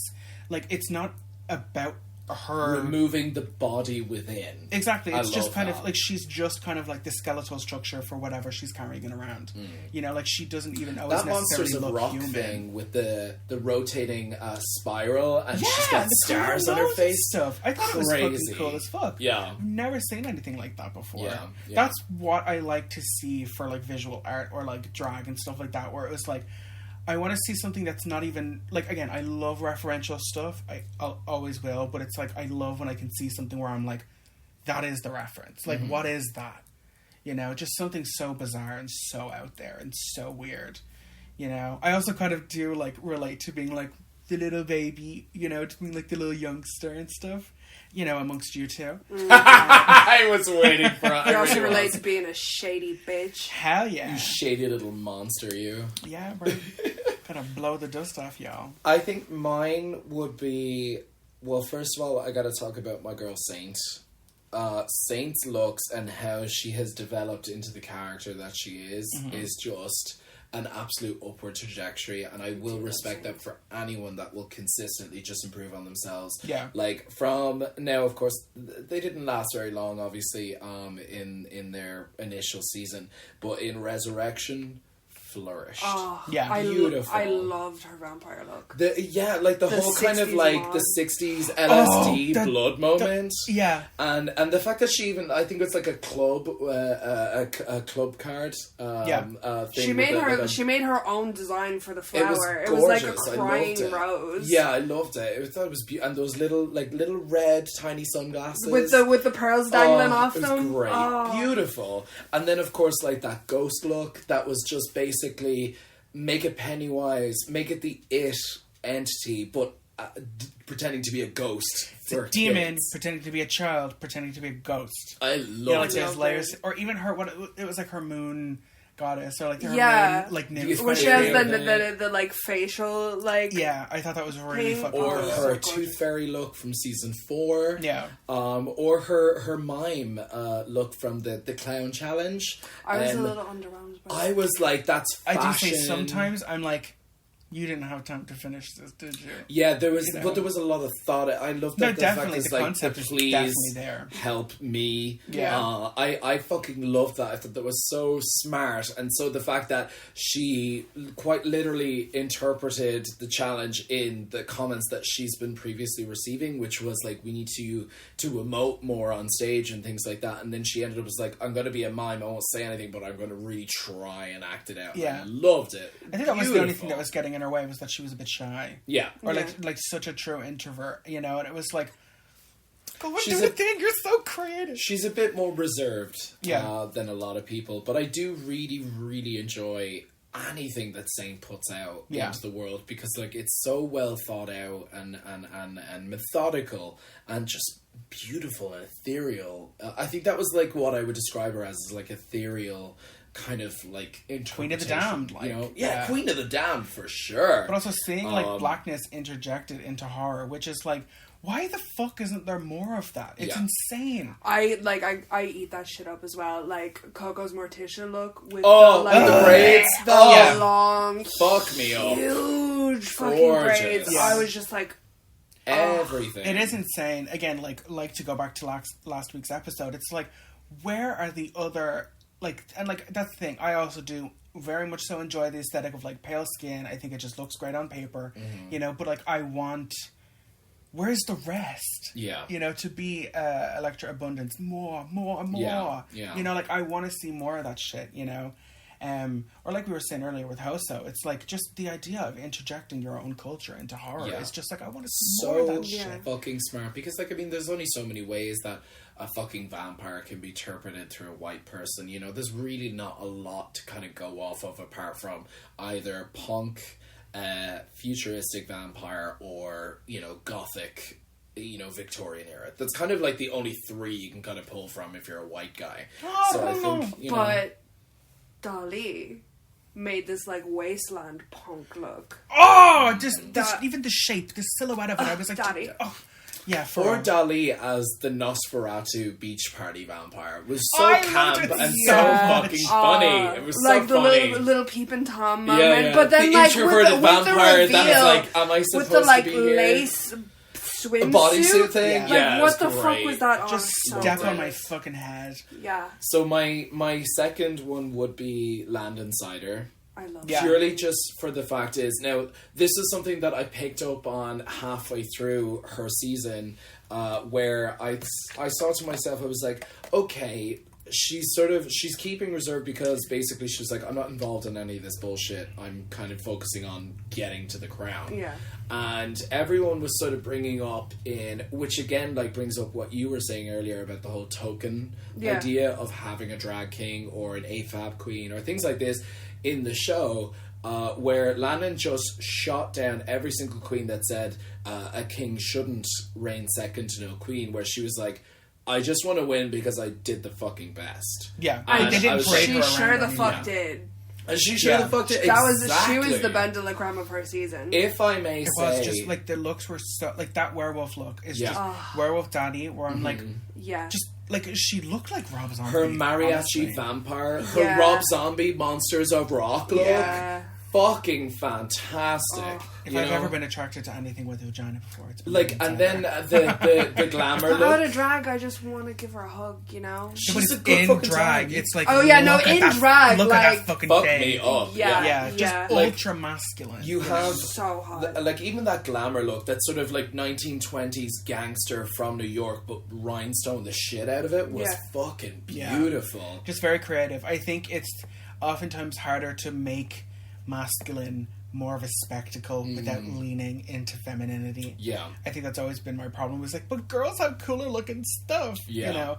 But then it's like when you see that, it's like the ultra masculinization of it, you know, just like this big hairy chest and like Yeah. like a biker daddy version of a werewolf. It's just so like fuck me up, bro. And the poppers, the whole yeah, I look, oh, brilliant. I love her ability with like just the smallest little emotions, just to be like, oh, But she's just here for the so fan art. hot. and it's She's just just here for the fan art. But seriously, just all the tiny little details. And like that's what I would see. Like when I see something creative, I want to like get up close to it. I want to see it. I want to taste it. I want to, Yeah. you know, I just want to see all the little. And the Tin Woodsman look for the finale, which was, I think it was like that was horror, because her gore look was some like Trump-esque like dirty fucker sitting on his couch using a flashlight. Oh, with Oh, the- but the that hand of the- was so like hand of the- snotting out It was the just yeah, so like It's like you could it smell made him. me You know what I mean? uncomfortable, Yeah, you know? but that's what it is. It's like those Filth shows. That's the whole point of it, is to make the viewer feel uncomfortable. Yeah, no. I thought her Filth performance was amazing. Which is hard to do. That's why I say like bitch Pudding was the only one that really made me be like, Yeah. anything with wet hair in the mouth. Gross. Yeah. Oh, I'd rather Yeah, kill no, myself. bitch did the damn thing. I think hers is probably the most iconic Filth We were performance. saying this the other day. The fact that her first name in drag is just bitch with a Q in the middle is so fucking stupid. I love it so And much. it's with sort of harping on about the whole kind of like token aspect. As I was saying, we were all talking about it at the beginning. We do think I'm a firm believer in representation. Really does fucking matter. Like especially after seeing like. That's why we watch movies with old people in them. Listen, yeah. Like especially after seeing like, and this is kind of totally out of left field, but seeing those two kids seeing Ariel, a black Ariel, in the Little Mermaid trailer, and how they reacted to it was Still need to see purely that. just like We could watch it so tonight. so I so have it on the stick. heartwarming. And I do think that's the same reaction as Land Insider winning, because like you look at that and you go like, oh, like these are, like the whole point of having a drag king on is showcasing talent that doesn't even necessarily equate to just being drag. It's showing that female to male impersonators are just as powerful and just as good as performing. But they've been as around just queens, as long. you know. Yeah. And I think specifically just because of Drag Race and things like that, that kings have been sort of pushed out of the limelight, and drag queens were sort of the only thing that kind of was sort of seen, shall we say? Yeah. And bookings and things like that, and all of that, especially with someone like Land Insider, just really just when they said at the end, it was like, I want to win because I did the fucking best and I deserve it. Yeah. And she said straight up, I know I'm going to fucking win. I was like, See, I think yeah, the thing with the I'm drag fucking king gonna thing, win, bitch. I think a lot of that is because, like, I feel like everybody, at least in this room, I can only kind of, I hope you guys agree, is that, like... Well, we both disagree. We enjoy to see, like... Don't you speak for me. Like what I was saying earlier with Landon, it's just, like, it's very hard to make masculine stuff a spectacle. Mm-hmm. And I think a lot of people really enjoy to see, like, the more, quote-unquote, feminine side of drag, because it's almost easier to make that, like, bigger and more glamorous, grandiose, sparkly, like, you know, like, we're all kind of magpies at heart. Like, you want to see something sparkly and cool, you know? But then with Landon, it's just, like look at it. Like, you found a way to make masculine not boring and to make it so different every time. And make it drag as fuck. Exactly. Like Landon is... The entrance look that they were wearing. You know? The entrance look that they came in with, like, those shoulders things and the pompadour. Like, fucking amazing shit, man. Or Loved the fucking, the challenge where they did the, like, the merman look. Oh, with the, like, the Poseidon. Yeah, the Poseidon look with the, like, with the fucking... Oh, son of my bones. Fucking... Whatcha-jiggy, the plastic around his neck, but then she did, like, puked up the oil on the rock, and the oil had glitter in it. Yeah, yes, like bitch. that level of detail. Yes, he the looks thought like process. like a comic book version of a man. Yeah, you know, where it's like everything is so carved out and so chiseled. It's the same way where it's like drag queens don't look like women; they look like drawings of women. It's like that looks like an action figure of a man. Yeah, you know, like a cartoon. It's insane looking. And I think my last one, and this is a little bit more, shall we say, sort of conservative, but Louisiana Purchase. Oh my god! Why did I forget about her? Something about the kind of like almost, I was going to say mouse-esque sort of thing, but like just the sort of like, talking to the older crowd here, but like just something about Louisiana that just endeared me to her so much. Was like her pink vampire look, one of my favorite looks of all time.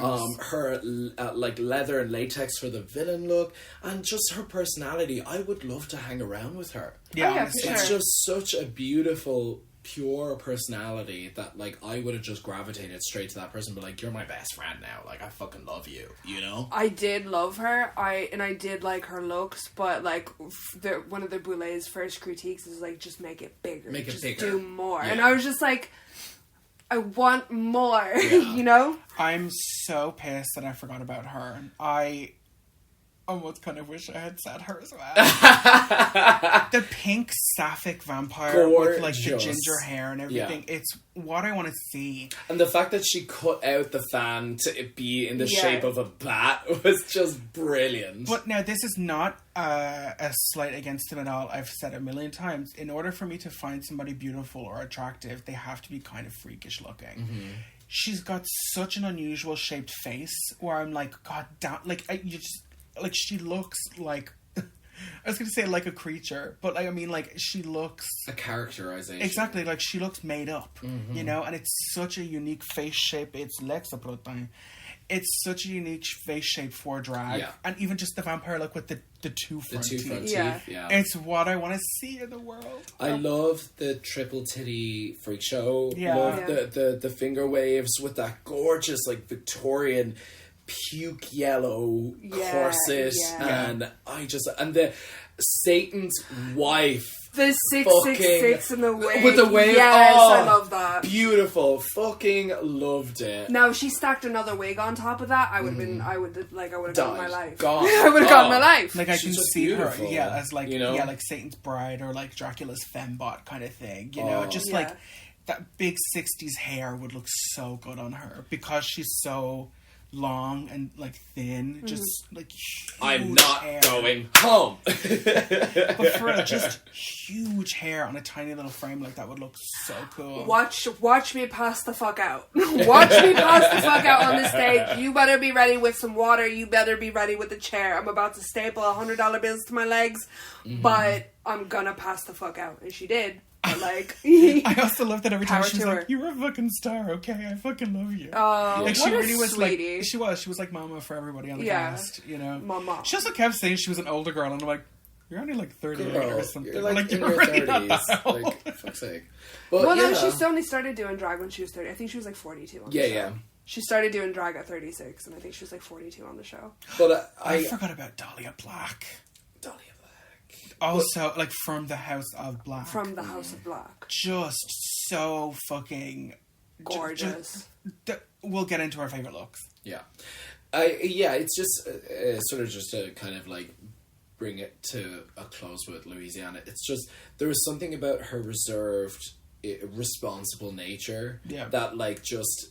as I said, just immediately endeared me to her, and you know, like, just the how far she's come. So I would love to see her on a Titan season. I really would. I think she would be a fucking powerhouse, you know. And I do think this is just my personal opinion. I do. You don't love me. No, but you, like, actually don't love me. You're not my best friend at all. But, like, I do think, like, she was robbed for her, like, getting that top 3 spot. Even though she didn't technically win a lot or, like, anything, but, like, do think... Or do very well. But, like, I do agree. And, like, I've already forgotten her name. Louisiana Purchase. Not Louisiana Purchase. Her Priscilla? Drag daughter, Priscilla Chambers. I do think definitely won that spot and earned it. But I just think because I was endeared to Louisiana, I just think, like, I would have preferred to see her in the top 3. I would love to see her on something like Resurrection where she can really go for it and have her own set and, like, because that's the thing. I feel like a lot of these people are very shy, you know, and it's like, I think if they're in their own comfort zone, exactly, they flourish. But, like, Victoria Elizabeth Black was in her fucking garage. Yes, and she turned it into, like, a wooden flat hallway, like, covered in candles, you know, or somebody like a Priscilla who literally went out and got in the fucking swamp and came up with, like, this, like, crocodile head shit, you know. It's all I want to see. God damn, Priscilla Chambers is so fucking hot though.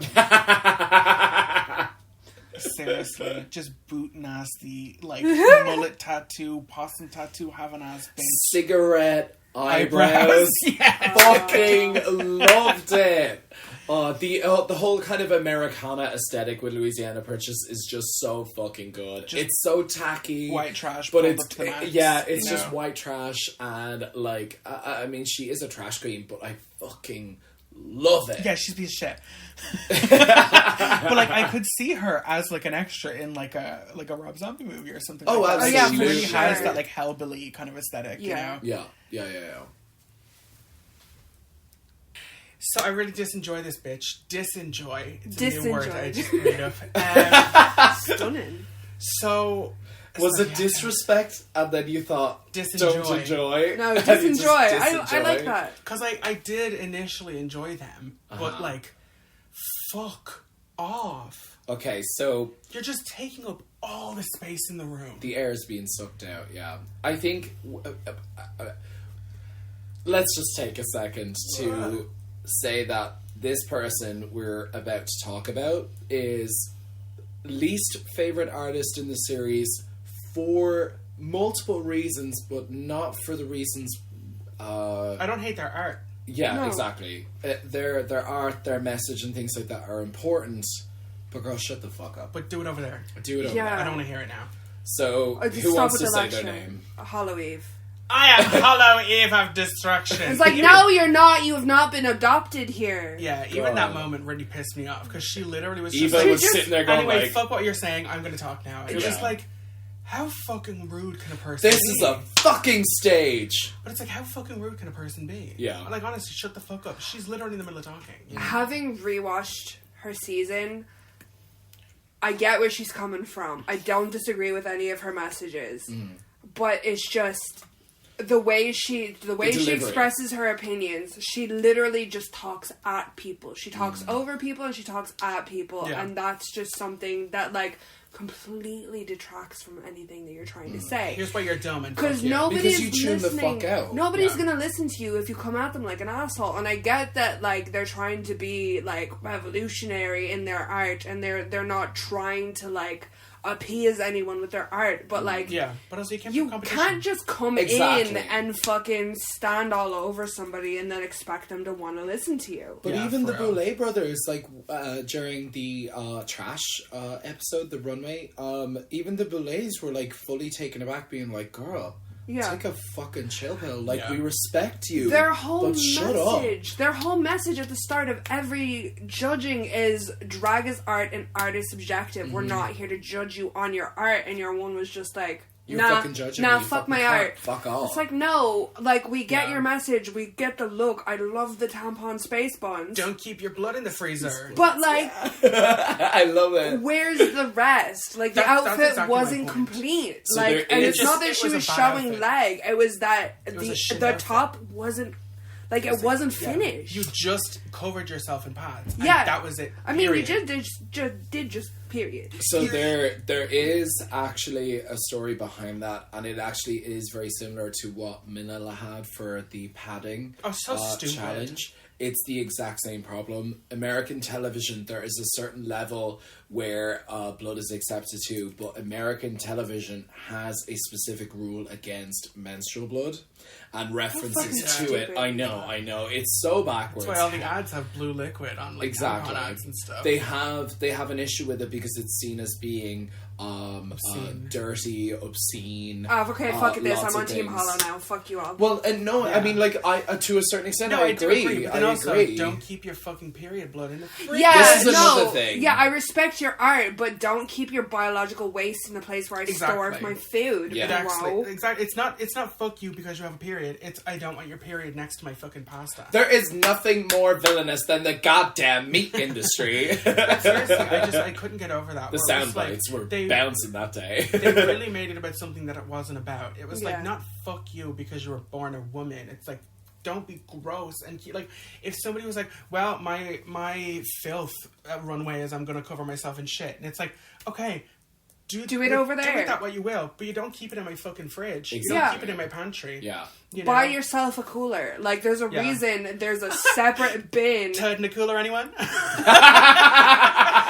There's a reason biological waste is fucking Separate bins. marked separately with a big fucking biohazard symbol. Like, it's Yeah. not sanitary. And, like, we get that filth is your art, but also I need to eat. Like we were talking about this last night on the phone. It was like again, I don't give a shit about blood or whatever like that. But it's like, okay, but like I love having like blood spatter on stuff. I've told you I've made art with blood and stuff like that before. It's whatever, but like it is unsanitary. You can't keep waste products around. You can't you wouldn't just spit all over a kitchen, or there's a reason why we don't have toilets in bathrooms or in rooms that aren't the bathroom, you know, because it's gross. You know, it's not even that it's gross, it's unsanitary. Yeah. You know, like, I'm all for filth, I'm all for Divine eating a piece of shit, but she didn't then go and put that on other people's plates. Yes, exactly. You know what I mean? Yeah, just the whole delivery. And now, I will say, Manila, for the padding challenge, do you know about that? For the padding challenge on All Stars 4... whatever season she was on. She came out in a Rococo look where it was all padded and quilted and stuff like that. But her It was original, gorgeous, by the way. It still looked great, where she had blonde hair and a black streak instead of the opposite way around. But her original look was a giant, like, Tampax that had, like, a big streak of blood. It was down. a gorgeous, like, almost red velvet gown I'll show you now. with a massive tampon in the middle. And her message was basically, like, women shouldn't be ashamed of this, because throughout, obviously, all of history, women have been told, you kind of need to hush this shit up. But also, there's a reason why chicks don't just free bleed all the time. Because Exactly. It's not unhealthy. sanitary. Yeah, Exactly. exactly. It can make you sick. Yeah. You know, like, it's, what is it? Like, stagnant blood or whatever like that. It's quite literally dead. It's dead blood cells, so it's already coagulated by the time it arrives, shall we say? So it is technically unsanitary. It can infect very quickly. But yeah, that's not. Isn't that how you get, That's like, what toxic she- shock syndrome? When you, like, leave blood in? Well, if you, like, yeah, well, I mean, I think can become septic. there's a different things that can bring on toxic shock. That's her look. And it's That's gorgeous. fucking How gorgeous. cool. It's absolutely And, like, that's- gorgeous. Oh, wait. And she has blonde hair with a lovely, like, red, red streak in streak. a minute. It's gorgeous. So then there's her Absolutely other, beautiful. there's I her wouldn't have other- had a problem with that. I'd be like, that's fucking cool. That's her other padded look. So she was forced to do that instead of the other one. Which is cool because it's kind of Rococo, but like the idea that, like, see, I think that's the complaint with Drag Race, where it's like, I don't know why they're not just like So Yeah. fucking take us off air if you want to. Yeah. You know. I think it, like, what, it'd be like a fine or something. Yeah. Yeah, Like, yeah, it's not like RuPaul's Drag Race is getting cancelled. It's not like she can't afford to pay a fine or two. Do you know what I mean? Yeah, Exactly. true. It's fucked up. The fracking. But it's fucked up that you can say cunt and you can have like simulated sex on Drag Race, but you can't have somebody wear something that looks like a pad with blood on it. That's It's ridiculous. You know, it's crazy. But back to, like, Hollow in general. We're not going to call Yoska a baby. We're not going to call Yoska a baby. There's nothing more villainous than the goddamn meat industry.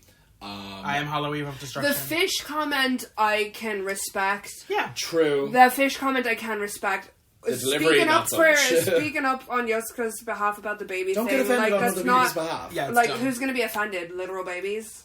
Yeah, exactly. Off, Oh, like- yeah, you're appropriating the baby community. Like, off. what? What do know? you even mean? And then she made, there was another, like, I completely forgot about this, but she made a comment about somebody being like a coke whore or something like that. And like, I don't mean that in a good way. It's like, how are you gonna make all of these fucking sermons about all of these different things about how we're not allowed to call somebody a baby or refer to somebody as a baby in a positive way, but you're gonna, in one fucking comment, belittle somebody for addiction problems and also shame Was it someone for Priscilla? being Yeah, it was promiscuous. Priscilla, yeah. Yeah, because Priscilla was just recently sober on that season. She called somebody like a coke whore, a crack whore, or something. I can't remember the context of the comment. I just remember that it stuck for me, especially coming from Hollow, where it's like, Yeah.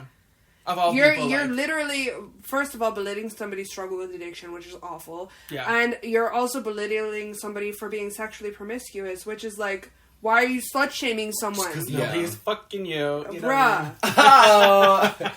But I will say, on the flip side of that, some of Hollow's looks are The Guar really, look. really fantastic. Yeah, well 100%. put together, well constructed. The Monsters of Rock look was fantastic. The Yeah. Tantrum, not so much. And I will say No. they perform a lot of Bjork music, which, But I'm having a moment. which always makes me very Don't happy have to your see moment people in the play. middle of the fucking performance. Also, there's Don't no need break for you to put character. the needles back in your face because they've already come out. The gag is already done. Yeah. Show must go on. You prima donna. That's the thing that pisses me off, where it's like, look, fucking roll with it. Like, Yeah. just, like, I don't know what else you would have wanted done with that. Like, You and know? also, like, we've just videoed it. Like, we watched you take them out. We've seen the gag. Moving on. Yeah, so the if it's- timing was off. So fucking what? Yeah, it's exactly. punk rock. Do you know what I Exactly, mean? Nobody would have even cared or noticed that much. If that it she was didn't, off, if she didn't storm make a off the giant stage fucking and have thing. a fucking tantrum in No, the I middle will of the say, fucking performance. I've seen them perform Declare Independence by Bjork one time, where they are fully hooked, like just covered in hooks with all these strings and stuff, where they're like leaning forward and like being pulled by all these hooks, and they like come undone. Like, again, like just piercing the flesh. Like, Yeah.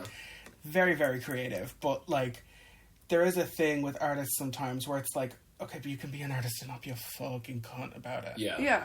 You know? There's a certain point in time in any kind of artist things, like, where you can have that fuck off or fuck you attitude. Yeah, of course. But Or, like, with flying that anybody. in the face of other artists, or when other people are trying to be vulnerable, especially someone like Priscilla or Eva or Yovska, where she completely stole it from us, like, you don't have to be in this competition. Like, essentially, like, in a positive way, telling her to should go. fuck off, make your own art. And, like, because, like, that came across as so fake to me. Oh, yeah, it was so bullshit. fake. It was utterly put on for the camera in front of her. And like, you know, these sort of moments where the virtue signaling side of them came out, and like, I'm all for the justices that she's talking about, like, you know, the fact that she used, I read some of that, the feminist manifesto called Cunt. It is a really good it's So I got my second-wave period feminism. today. It's second wave feminism, and that was during the time where there was a huge amount of injustices done to women and things like that, and it was very powerful. And she did have that kind of pannier skirt thing that Hollow had during that performance was completely covered in tearings from the book of that manifesto. I loved it. I thought it was really, really interesting, and like slapping her fucking vag with the tuna and everything. It was like, it was such a commentary, and it was like, that is performance art. It is really, really, it goes beyond just trying to do like a floor show. That was performance art, you know.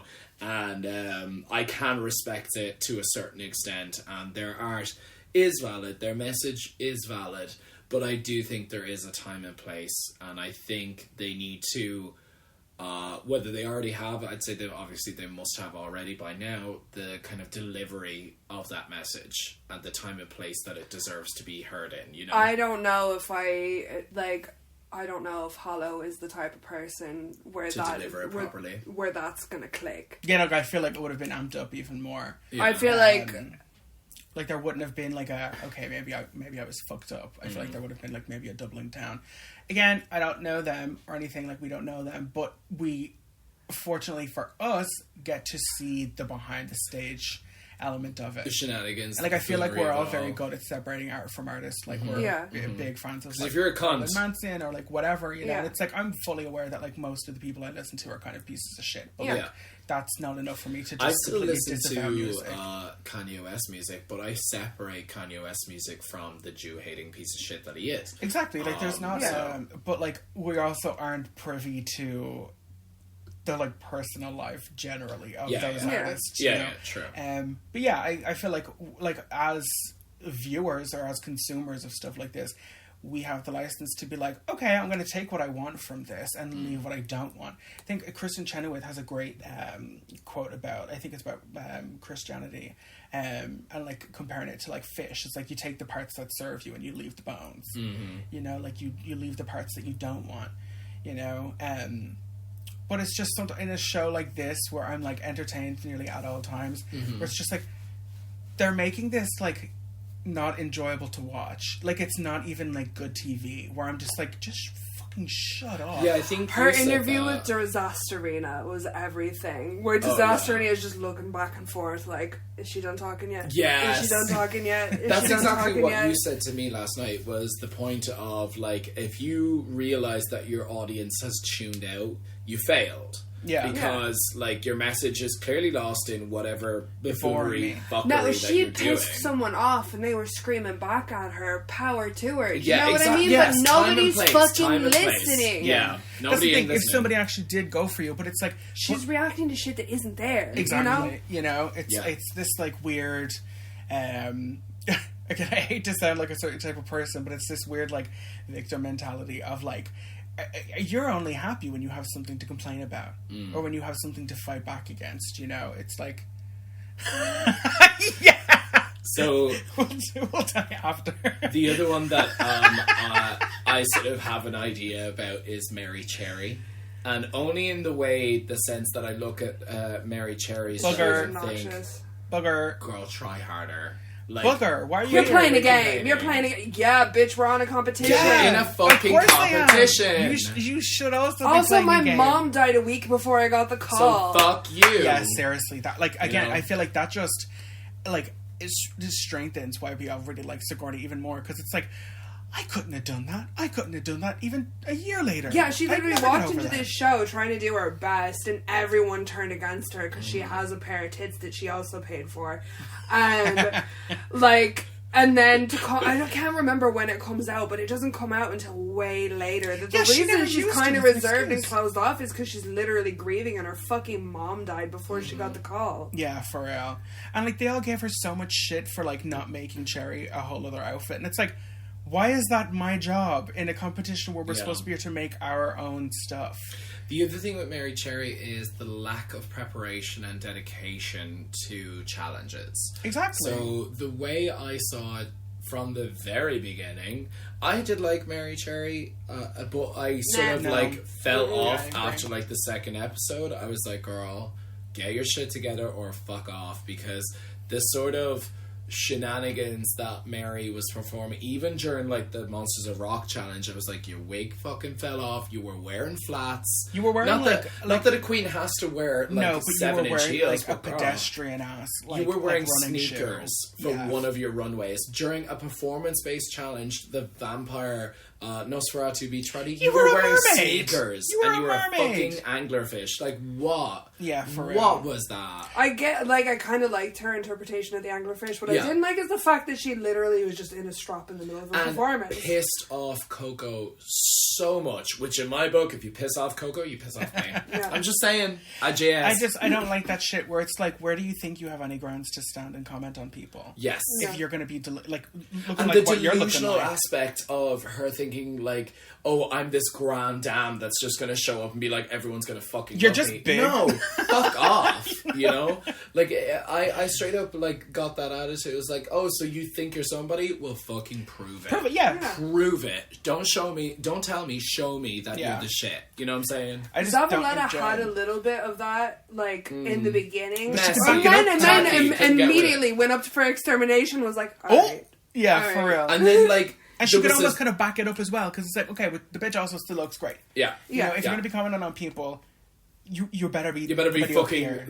Yeah. to the nines. Exactly. Yeah. You yeah. know, I actually really liked Zavaleta, which is weird because I feel like her and Sigourney were kind of similar in kind of aesthetics in a way where it's Yeah. like they're showing this like femme, like glamorous kind of ghoul thing, you know, and it's like Zavaleta was really giving like a lot of shit to Sigourney, and I'm like, It's probably because competition. yeah, exactly. Oh, y'all absolutely. could be from the same school, you know what I mean? Y'all are going to the same party. Whereas Mary Sherry's issue with Sigourney and that she's playing a game is that she didn't say hi right away after she saw somebody else in the room that she fucking recognized. Fuck, The first moment. So that's the other thing. It's giving insecure. I think I even said that to you as like, as an introverted person myself, if I'm in a room full of people I don't know, I'm going to immediately track wreck right over to someone that I do know. If you're in the same. corner of the room and I don't know anyone else, I will make a beeline for you. Yeah. You know what I mean?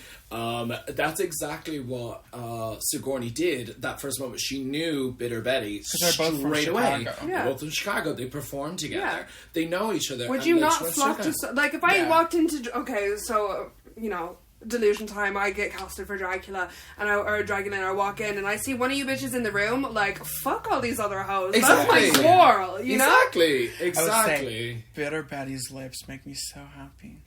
Now, I know her as Sarah Andrews from back in the day. She does 1-800 wig takeout in Chicago. She does all the girls' hair. Yeah. They come in giant Chinese takeaway boxes. No fucking way. Yeah, love and they're like that. pinned together with like chopsticks and stuff. I'll show you the love box that. after. But so talented. But the shape of her lips just makes me so like, ugh, I love it so much. It's like they come out in like almost like a reverse Cupid's bow.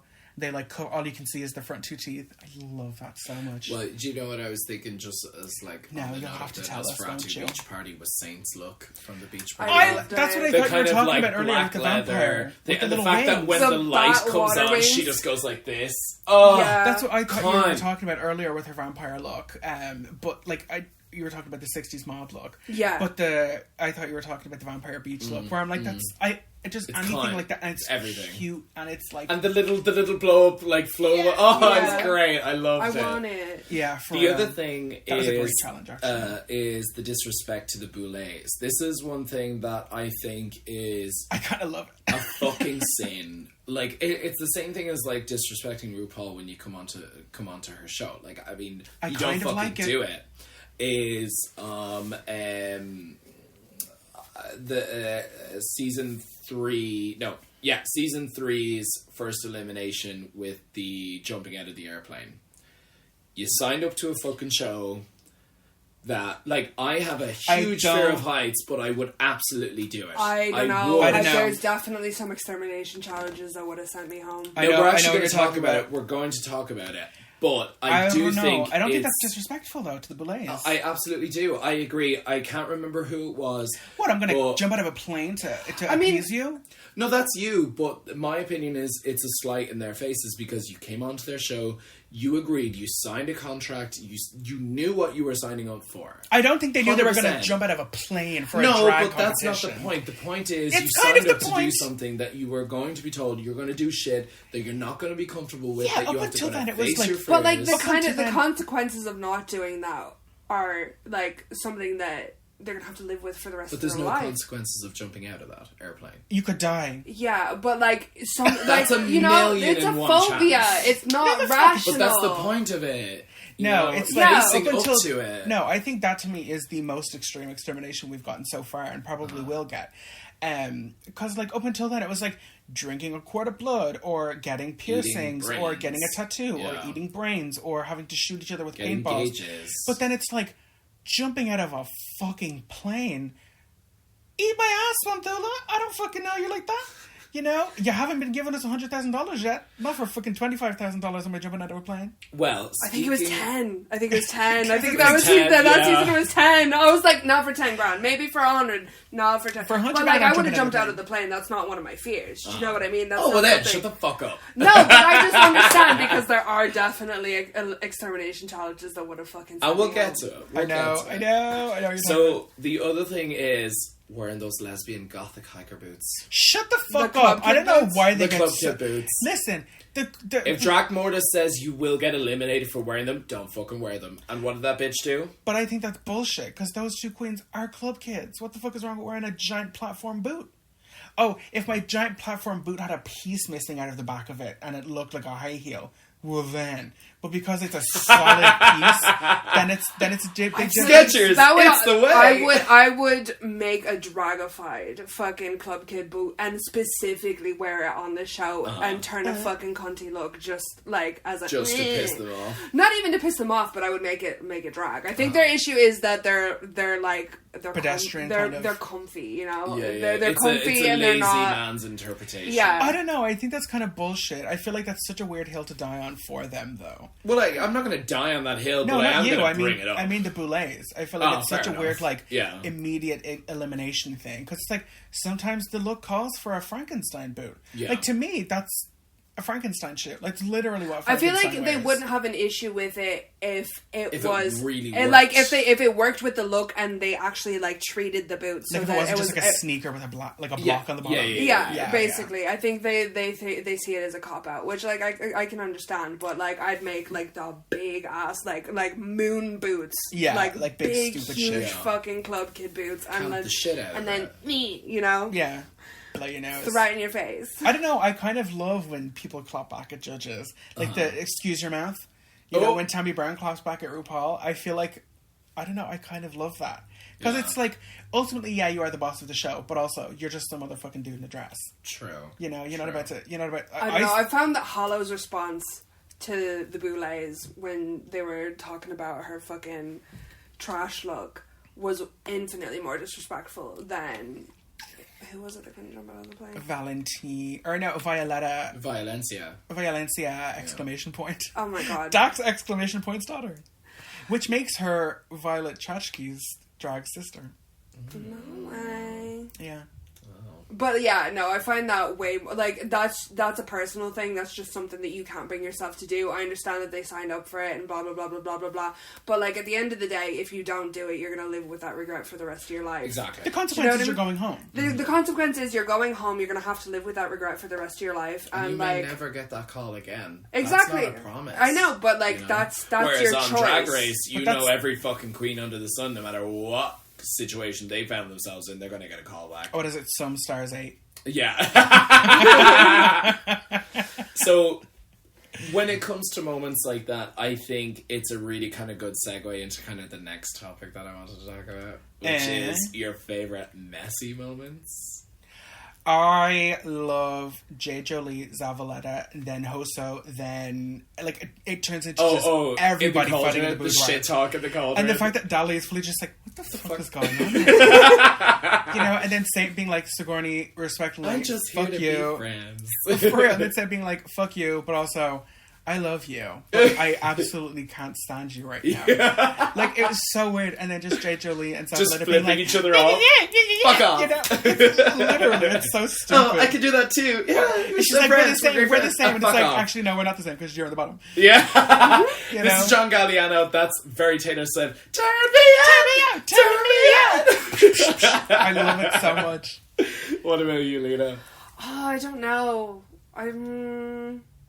Are we talking like catty, messy moments, or like just anything that is memorable from like the workroom, the cauldron, whatever. Oh, sorry, the boudoir. Sorry. Yeah. I don't know. I kind of love when Abora comes for bitch pudding in the first episode of season 2, and she's just like, yeah. You are punk. I love that so much. She's like, yeah. You they're like, you came out here in this budget Beyonce look, and she's like, yeah, I did. I did really like season 2 for a lot of that shit because it was like it's still very, very new, and the girls were really, really not censoring themselves at all. Oh, did not give a fuck. Yeah, it was great. I love it so much. I just love when people fucking show their asshole. You know? Literally and figuratively. Seriously though, like that's why I watch reality TV, is to see people act shitty.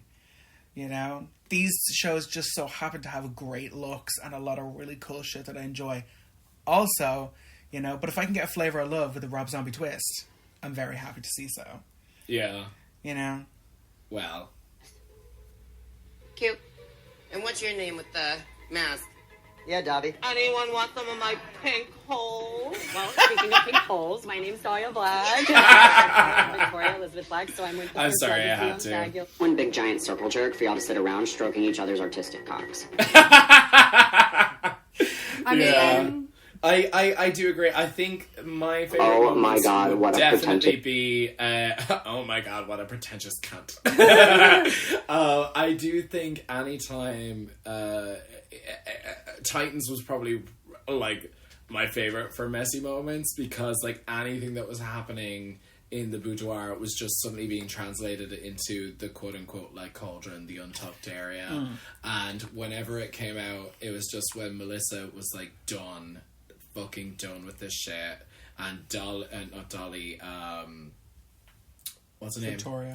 Abora was like straight up like, if I'm not gonna be here, it's gonna lose a whole lot of steam. It's not gonna be as great. And she was like, oh, that wasn't that was just, that sounded narcissistic. And I can't remember the one who did Frankenstein. Can't remember her name. But she's like, it doesn't sound narcissistic. It is narcissistic. Kendra Onyx? Kendra, Kendra, she's straight up like, her. I love you, but you're getting my fucking vote. You're going home. One thing I loved from Titans was when Coco was like, look, I'm supposed to be here because I'm supposed to be here. And then she takes a sip of her drink and Abora goes, whoa, that was cool. Yeah. Coco really had my heart though that whole season. She owned everything. Look, I will say I didn't like all of her looks, but for me she was the main character. Yeah. Outside of the floor shows, like she you was were the one like bringing you us were through. Team Victoria from the I was get-go. Team Victoria because I felt she'd always been robbed, and I felt like she was the most talented and she deserved it the most. But Coco was our narrator all season. Oh, absolutely. Like she was our main character, you know. And I do think like Coco showed the most growth, you know, out of that season. And I think the messiest moment for me was when she just confronted the four of them. Everyone else was there in the boudoir after Melissa went home, and then Coco just walks slowly and she's like, fuck you, fuck you, fuck you, fuck you, and fuck you. Yeah. You're all two-faced. Like, there's in the a lot suit. of... Yeah, and like straight up just So like hot. calling them out and like being like, you were not there, and you weren't helping, and you weren't around, and all of this. And I was like, yep, that's fucking it. That's the moment for me. But also, why Period. But also, why That's all should she had to we say. help? What? Why should we help? You know? Why? True, but Like, I'm disagreeing with Melissa, not Coco. yeah, like, so like Melissa B. Fierce was obviously like there was things going on outside of Dragula and things like that. But leave that at home. Leave that at home, true, but there's like Or at least don't take it out on other people. Yeah, exactly. True, but I also look at it and go like, there are certain moments where things like that, you're in your feelings. Everyone's had those moments. I'm having a moment. But You're that's either exclusively your problem. true, but If you wanted help, or you wanted to talk, or you wanted to be sisterly, you can do that. But you don't get to just throw your shit around and have everybody be like, oh. no, because the way I saw it was everyone was attacking her for... Because she was being an asshole and a hypocrite. True. She was being a hypocrite at certain points of that. Those She episodes. stirred up like at least She half the did drama on stir that up season, half that and then got shit. pissed when drama got She was stirred up. going to. They were constantly fucking off back into the cauldron and being like, "Oh, this shit girl, I'm so done with it," and blah blah blah. And then like, when it comes out in front of us, like, "Oh, what did you say about her?" You know, like, just doing it all out. But I do think that what was going on outside obviously did take its toll at that point, and I can understand the fear, like she did say at the beginning, she said one of her biggest fears is the fear of being alone, the fear of, there was something else, and then the fear of being buried alive, or things like that. And I did think one of the... Sorry, it's the only show where all that shit can actually happen to you. Yeah. But it looks like you're getting buried alone, alive. As soon as I heard that, the fear of being alone, like that, with what was happening for her in Titans, was just, that's where that came together, because she said that when she was explaining like what was going on outside, it's like she's terrified of going back home because she knows there's not going to be anyone there, And then she just went home. and then she did, she went home, and like, and everything is like, we know everything is okay now, because obviously she's everything is dandy with her at the moment, but like it was like, there's a certain moment Have where, you called her? As in filled with dance.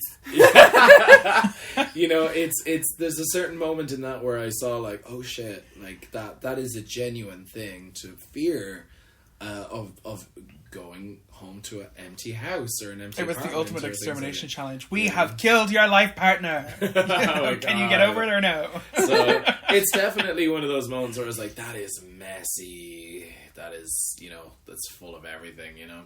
Great. So, Anyways, no, that's the thing, is that kind of led to like one of the bigger arguments, because it was literally everybody being like, well, fuck you also. Mm-hmm. You know, I feel like it was kind of the, like, every season has one big, messy, Rowdy ass bowdy bitch. you know. Yeah. and then by top 4, it's Boulet Everything's Brothers just, best like- friends race. Yeah, oh my god. You know what, though? One thing that really did piss me off with Titans was, like, on one hand, I was kind of like, Hosa, what the fuck are you doing? Because it was like, if you don't want two people to be, like, strung along, you have to make your feelings clear. Oh, Because straight up. there's a lot of shit going on. Because Bullshit. I did feel really bad for Abora, because it's like, make your feelings clear with me so I know where I stand. Mm-hmm. But then also, don't lie about your feelings and then do this shit in front of me when you told me But something also, different. get your head out of Hoso's snatch and into the game. Yeah. They both needed to, like, Hoso's pussy is filled with gold. I must prom, be. that prom bullshit, that whole like Abora very clearly just being like, hey, to a mannequin and things like that, and having a fucking gay old time with making a big joke out of it, and then Hosa's like, oh no, I'm gonna break down, I think that was so mean that what we did that to her. It was like, and then drug it out. Yeah, it was too much. For like an hour and a half for the rest of that fucking episode, and into the next episode, and straight up was just like shitting on Abora's feelings, even though Abora was like, I'm fine, I know it's a joke. No, it's you're not fine, okay. you're not fine, you're not fine. And then like telling her, Let me like, joke it was about a my shitty own thing. fucking trauma, bitch. You know, Yeah, for I real. thought it was such bullshit, man. It was so transparent, so 2D for me. And like, you know? I do kind of get like where Melissa was coming from, but it was like, okay, but you're also bringing it up in the Yes. in the boudoir. You're like calling everybody out in front of their face, which is forcing everybody to have to do this argumentative shit. Yeah. And which you especially clearly after don't like the allegedly. critiques, the performance and all of that, where everyone is just like coming down off of that high as well, so emotions can very easily run thin very quickly. Yeah. You know? I think Astrid also. I really, really like Astrid's work. That like the Mr. Octopus thing, her Oh, the Yeah. kind of squid, you know, Yeah. Victorian era. kind of yeah. crab like thing. The kind of- predator thing. Yeah, no, they um, have some really the like, creature from the Black stunning looks. Lagoon. Yeah. Gorgeous. As a Really person, gorgeous. though, The piece me off. attitude. Shut up. Yeah. The tantrum. The It is, it's a tantrum. Tune the fuck down. That's what it is. you It's know? a tantrum. It's like you're being a brat right now. Yeah. Really? And nobody wants to fucking hear it, you know? Again, somebody I could hang out with at a party when there's like several other people I can go and be around, you know, but like, Jesus Christ, dude, relax. I did prefer her Predator look over Melissa's Predator look. even though Melissa's Yeah, predator because look there's a was little bit stoned. more in interpretation in it. Because Melissa was just the predator. Yeah. She just dressed up as the predator, but stoned it all. Yeah. You know, I loved the cyberpunk kind of, Yeah. like Predator 2099. Yeah, exactly. You know, like it's just really, really cool. It was good. So do we have favorite looks? I was literally just about to, speaking of favorite looks, like let's go down. If we had to like pick one or two, who are we gonna pick? What's going on? My How two we're are feeling? from the House of Black. God, it's just But suck of the yours. ghost of their dick. But really. of yours. So Victoria Elizabeth Black's Hellraiser look, one of the coolest things I've ever seen. It could literally have stepped out of a Hellraiser movie and been the most impressive one on set, you know? Like the Bride of Pinhead or something. Like just insane looking. Just like the amount of effort that went in, and she didn't win over fucking James Majesty's fucking bullshit. I don't give a shit. Like, it was not that great of a look. Like, it was obviously very clever.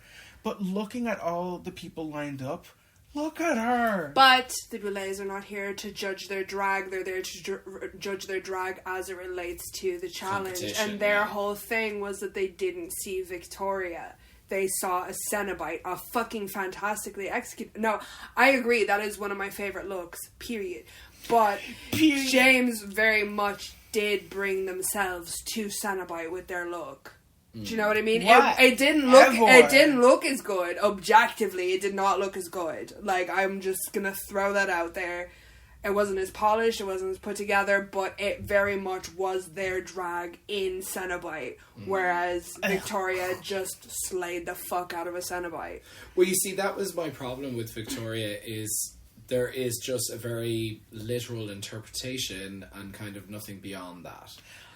They're beautiful, they're fantastic, they're creepy, they're scary, they're gross, they're horrible, and their fashion, all of that stuff. But some of them are just very literal interpretations. Like for the witch challenge in Titans. But that's what I wanted to. But that's what I wanted to see. You know. But that's not what the Boulets were thinking, and you're not a judge on their competition. Neither are you. Get your fucking creepy foot away from me. Fuck you. And then my second favorite. It's can we do 3? I was gonna say 2. No, just 2. No, it's also my podcast. Suck my dick. Fuck you. So I think Dahlia Black's like flesh gown, like made out of faces, just once again from the House of Black, where it's like, fuck sake, this bitch had the same amount of time as this bitch, and look at those two outfits compared. You know, like, it's insane. It's like she made a gown out of skin. She's got multiple faces. You know, and just like the turning, like the totemic look of it, where she's got like faces on the back of her head and everything. So creative. And now, if we're gonna go for 3 or tied with 2, I can't get over. We're just doing 2. He wants to do whatever he wants to do. Yeah, it's I'm almost doing like what I want to. Like, I don't fucking go here. it's almost like it's half I'm my a podcast. punk rock bitch. It's almost like it's half my podcast too. Hetero on Pride Month. Every time I'm watching it. I am just obsessed with Hoso's like wrestler look. I love it. It's like the bug. It's like borderline Oni. It's just like this giant white hair with the like.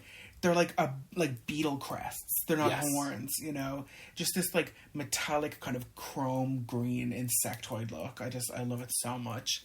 Just like the way it moves and everything, you know. I actually really, really liked that challenge. I thought it was really fun. I think that's one of my favorite episodes. Period. What about you, Lena? Okay, so I definitely have to say Victoria's Cenobite look. Even though she didn't win the challenge, I don't necessarily think she should have won the challenge, but I think the look was amazing. Everything. Let's see. Sigourney's Monsters of Rock challenge, the like kiss fucking Marie Antoinette fantasy where she had the fans and she was like sparklers with the fucking sparklers and shit. It was just it was just you so know? Original.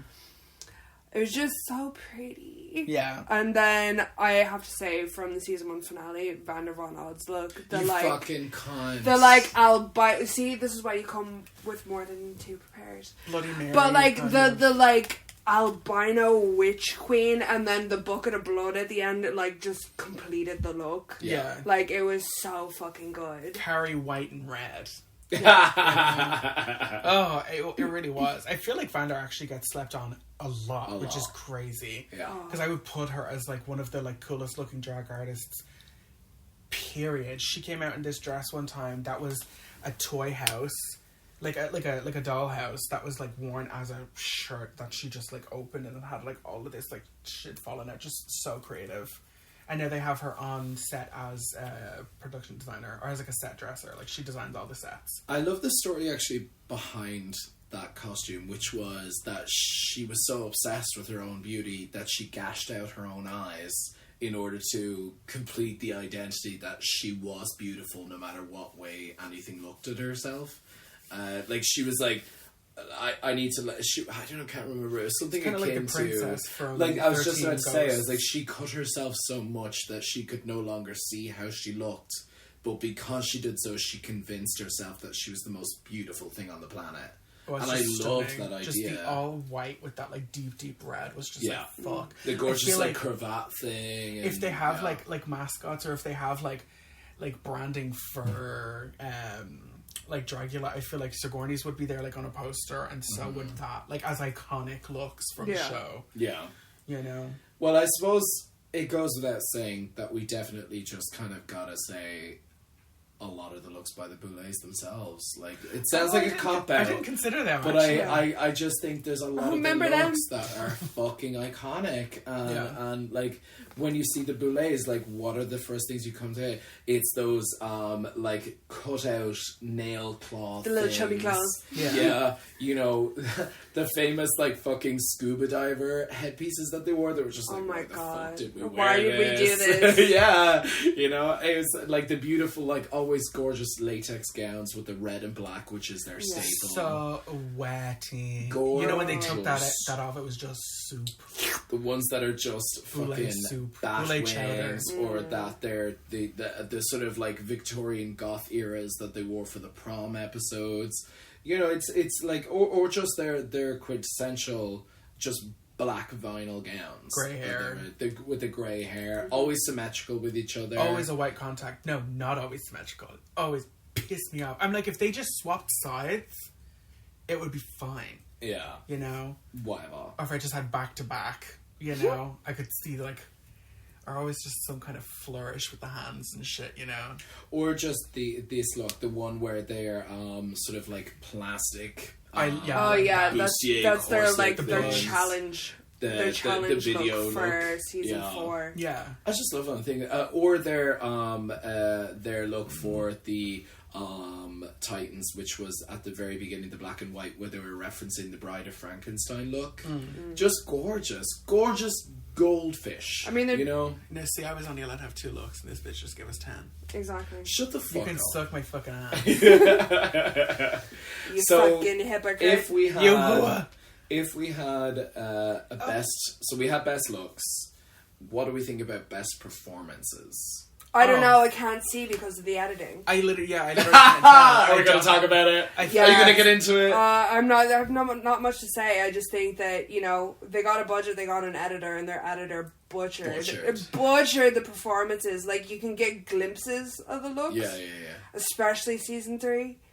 But like, you don't, like, everybody's talking, like, the Boulets talk about their performance. It's like, I would have loved to see that. Yeah, for real. I feel like it's almost not even fair It's to like yeah. have that as a category, because it's like, it would be. I'd love to be able to tell miss you. a lot of the performances. We get like glimpses of the performance, Yeah. but we do miss a lot of the performances just because of the editing choices.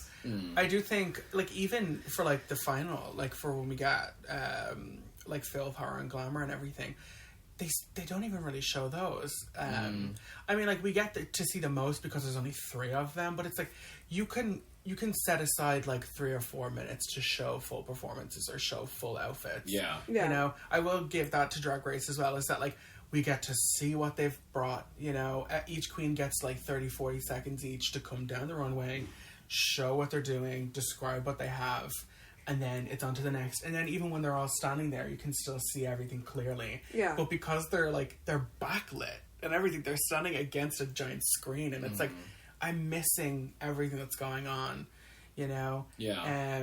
So yeah, I feel like it'd be kind of hard to pick like a performance. Sorry. When I say performance, I probably mean something along the lines of challenge things. So, like, maybe it was an acting challenge, or if it was a Monsters of Rock challenge, or something along those lines. Where if they had like, I always think of Zavaletta's performance in The Exorcisters, where he turns around and the parents are like, we know. Gay. That's good editing, but I also just like only Zavaleta could have done that, you know? I like, I really actually did like the Mad Max challenge. I thought that was really cool. Yeah. Just the interpretations. Fantastic. Like the interpretations. Perfect opportunity. Because that's also, like, I feel like, that's something that's, like, not super seen a lot. And Mad Max, actually, like, the original movies are very kind of, I don't want to say queer, but, like, they're very kind of coded, kinky. Yeah. Like, who was it? It's Toe Cutter in the second movie has like a little male sex slave, and they're all wearing like the guy wearing gear. like the hoppy mask and they and they all have like feathers and like mohawks and shit like that. So I was super happy to see that. I liked that. I liked I loved Victoria's, like the way she displayed the pumpkin look in the Halloween party thing. Mm-hmm. I think that's one of my favorite challenges. Or I feel like that's kind of how we should have outfits displayed, where everybody's kind of in a scenario and we get like a minute or two on each character. Because we were able to see them in good lighting, we were able to see what they were doing, and we got a little proper section for everybody, versus like, would you like your video edited? And they just said, yeah. And he just sure did edit the fuck out of it. Yeah. You know, took physical film and just chopped it up like this. You know, bullshit. I think two of my favourite performances that I got to see glimpses of were from the season 4 finale, where Hoso's horror look was them reading their cancer diary. Like, that was really, like, I thought a really impactful performance. And then Dolly's Filthy Strangle Wank, I fucking loved. Yeah. Just, like, the whole, like, obviously, like, them, like, you know, touching all up on themselves before they go into the little, like, the little booth where it's, like, just backlit. You just get the shadow of them, like, tugging on so their... clever. Yeah, just going at it, and then the explosion of the confetti, and then they fall out of the booth with the noose around their neck. I was just like... Yeah, because, like, that's what the Boulet said afterwards, is the fact that once Dolly sort of, like, flatlined and died in their performance, they suddenly realised that they were watching this and that they felt dirty afterwards. And I was like, that's the perfect way to do performance art, make you think afterwards, even, like, when the performance is finished. You know what I mean? It's perfect. It's excellent. I will also say, one of my favourite, technically a performance, when we get to see the Boulets go around, I think it's at the start or at the end of every season, like where everybody wakes up from the dead.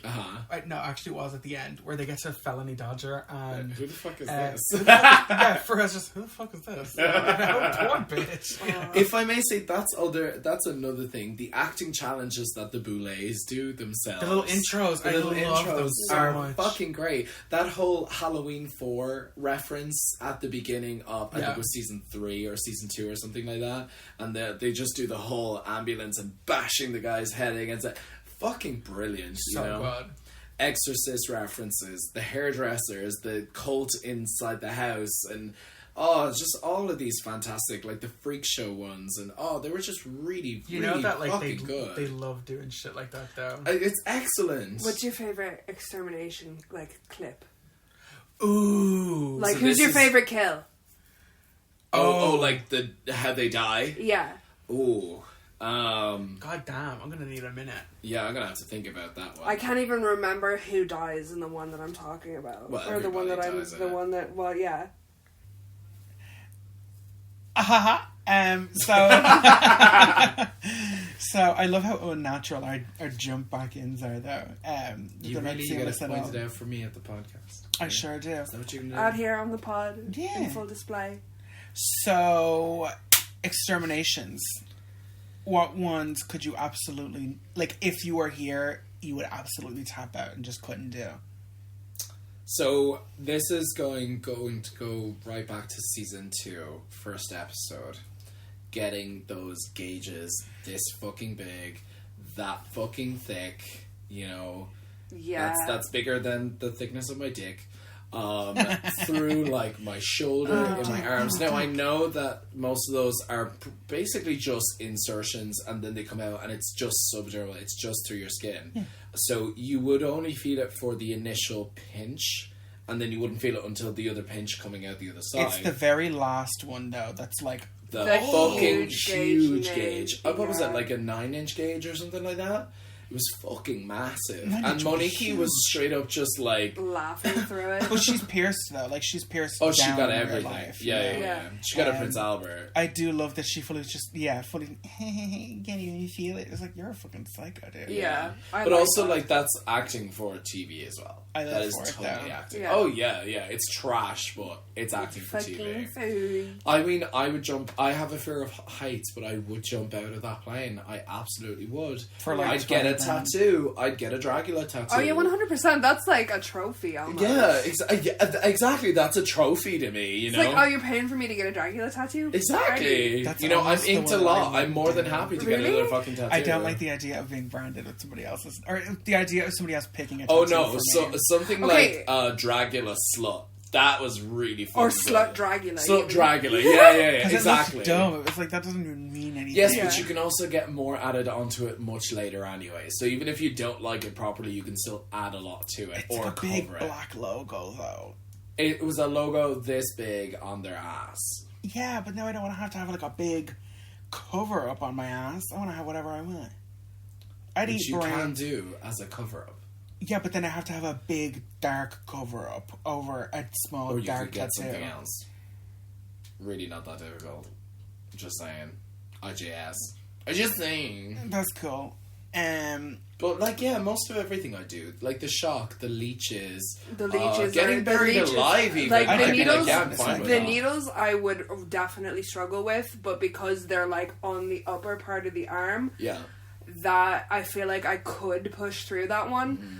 I have a phobia of veins, so like anything touching the inside of my forearm You're like, like no. makes me want to cry and throw up. Like Your challenge would have to be hysterics. like touching some big, like muscly thunder vein. No, the leech, like, if I was allowed to, like, plant my arm on the bottom of the aquarium so none of the leeches could, like, affix to, like, the veiny part on my forearm, I could have done that, but for the fact that they were all over the place, like, I would have freaked the fuck out. Mm-hmm. Like, I would have freaked the fuck out. Like, lost my goddamn mind. I mean, like the bug things, the cockroach things, I could like get the through that all shit that. already Like, freaks that's me kind out. of whatever. Being buried alive, yeah, whatever. It's not like I know they're not going to leave That's me a down. controlled It's not like- situation. yeah, I it's know not- I'm yeah. absolutely fine. They're throwing piss on me. They're throwing bugs in dirt. Yeah, like I'm not claustrophobic. You're or gonna anything like fucking that at all. live through it. It's Yeah. fine. I honestly think the one that I would come closest to topping out on is the jumping out of a plane. Just because it's so unexpected as well that they were like, what? Like, most of them are just gross. They're not, like, crazy. They would make you squirm, but they wouldn't make you say no. Exactly. Like, it's like if I had to get gauged all up my arm, okay, my arm is just going to be really hot for the next little while. Yeah. You know? Or, like, with a tattoo, it's like, okay, it's like, that's not fucking crazy or whatever. But, like, the jumping out of a plane just seems like the most extreme, which is Yeah. crazy considering that they've, like, dunked their head in, like, blood and fish guts and they've had to, like, bob for apples or, like, that kind of shit. But no, I think the jumping out of a plane would be the one where I'm like, oh, Well, I mean, you how have to badly do I take a need 20 you have to pop grand? a Xanax every 10 minutes to even get on a plane. I think, yeah, if I had a nice, like, full bar of a Xanny, I maybe could be pushed out of a plane. But, Yeah. like, fucking hell. I feel like I could. I feel like that one. I mean, like it'd be terrifying, but I feel like I could do it. Like, kind of. Because everybody always That's says it's like, it's easy. magical once you're actually out there. And I'm like, yeah, but you gotta jump out of It's a plane just to the find that out. initial few moments. That's it. The initial few anticipation up to it as well. But it's not even the first initial moments. The initial moments you jump out of a plane, and then for like 2 minutes you're just falling out of the sky. Yes, but you're also in a controlled situation. Yeah, I like don't if they know were how like controlled I know. jumping out of a plane is. But you though. have a professional strapped to your back that's Yeah, going to pull the exactly. chute. Do you know? They've died before. Yeah. I'm Yes, not but gonna die again, from that's eating an astronomical odd. Yeah. Those Yeah, things but, are checked regularly. Yeah, but these things are completely different than eating meat which people do all the time, or getting piercings, which people do all the time, versus jumping out of a plane. You know, there's so much more extreme. I have a massive fear of heights, and I still probably would do that quicker than getting a needle this fucking long in my arm. I'd make some good TV with that leech challenge. I'd throw up in the aquarium. I'd like cry. I'd pass out. It'd be something. I wonder how they could go more extreme next season, because I feel like you got to keep ramping it up. Like if we're talking about it being like Fear Factor, it's like the thing that got Fear Factor cancelled was them having to drink horse cum. You know, it's like you got to do something hetero. You got to do is it a male horse? Obviously, it's a male horse. They're just flicking the fucking bean off a mare, For real. collecting the squirt. That's not pee, that's squirt. See them stains on there? It's from me. But, yeah, I wonder how they could like ramp it up even more, because we've gotten a couple of like organ eating things, and it's like I think I could like because push past like eating something gross. Yeah. Once you've seen a bucket of guts with apples in it, I mean, like, beyond that, where are you gonna go? You know what I mean? I think what Kendra, when she was faced with it, she just was like, you know, I'm ripping off this wig and I'm fucking jumping in that bucket, and then that's all she wrote. You know, like it was done within 10 minutes, and I was like, well, I mean, like, that's kind of it. Like, once there's a fucking ram skull, They like, can just only go staring so at you. far with the food stuff and still have it be safe.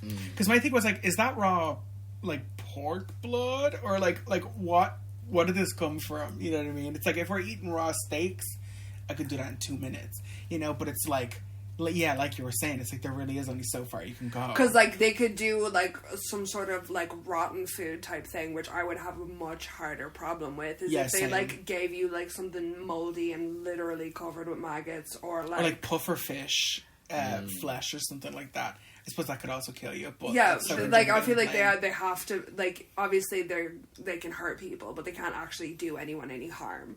You know, they can't actually make them eat something that's gonna make them like physically ill.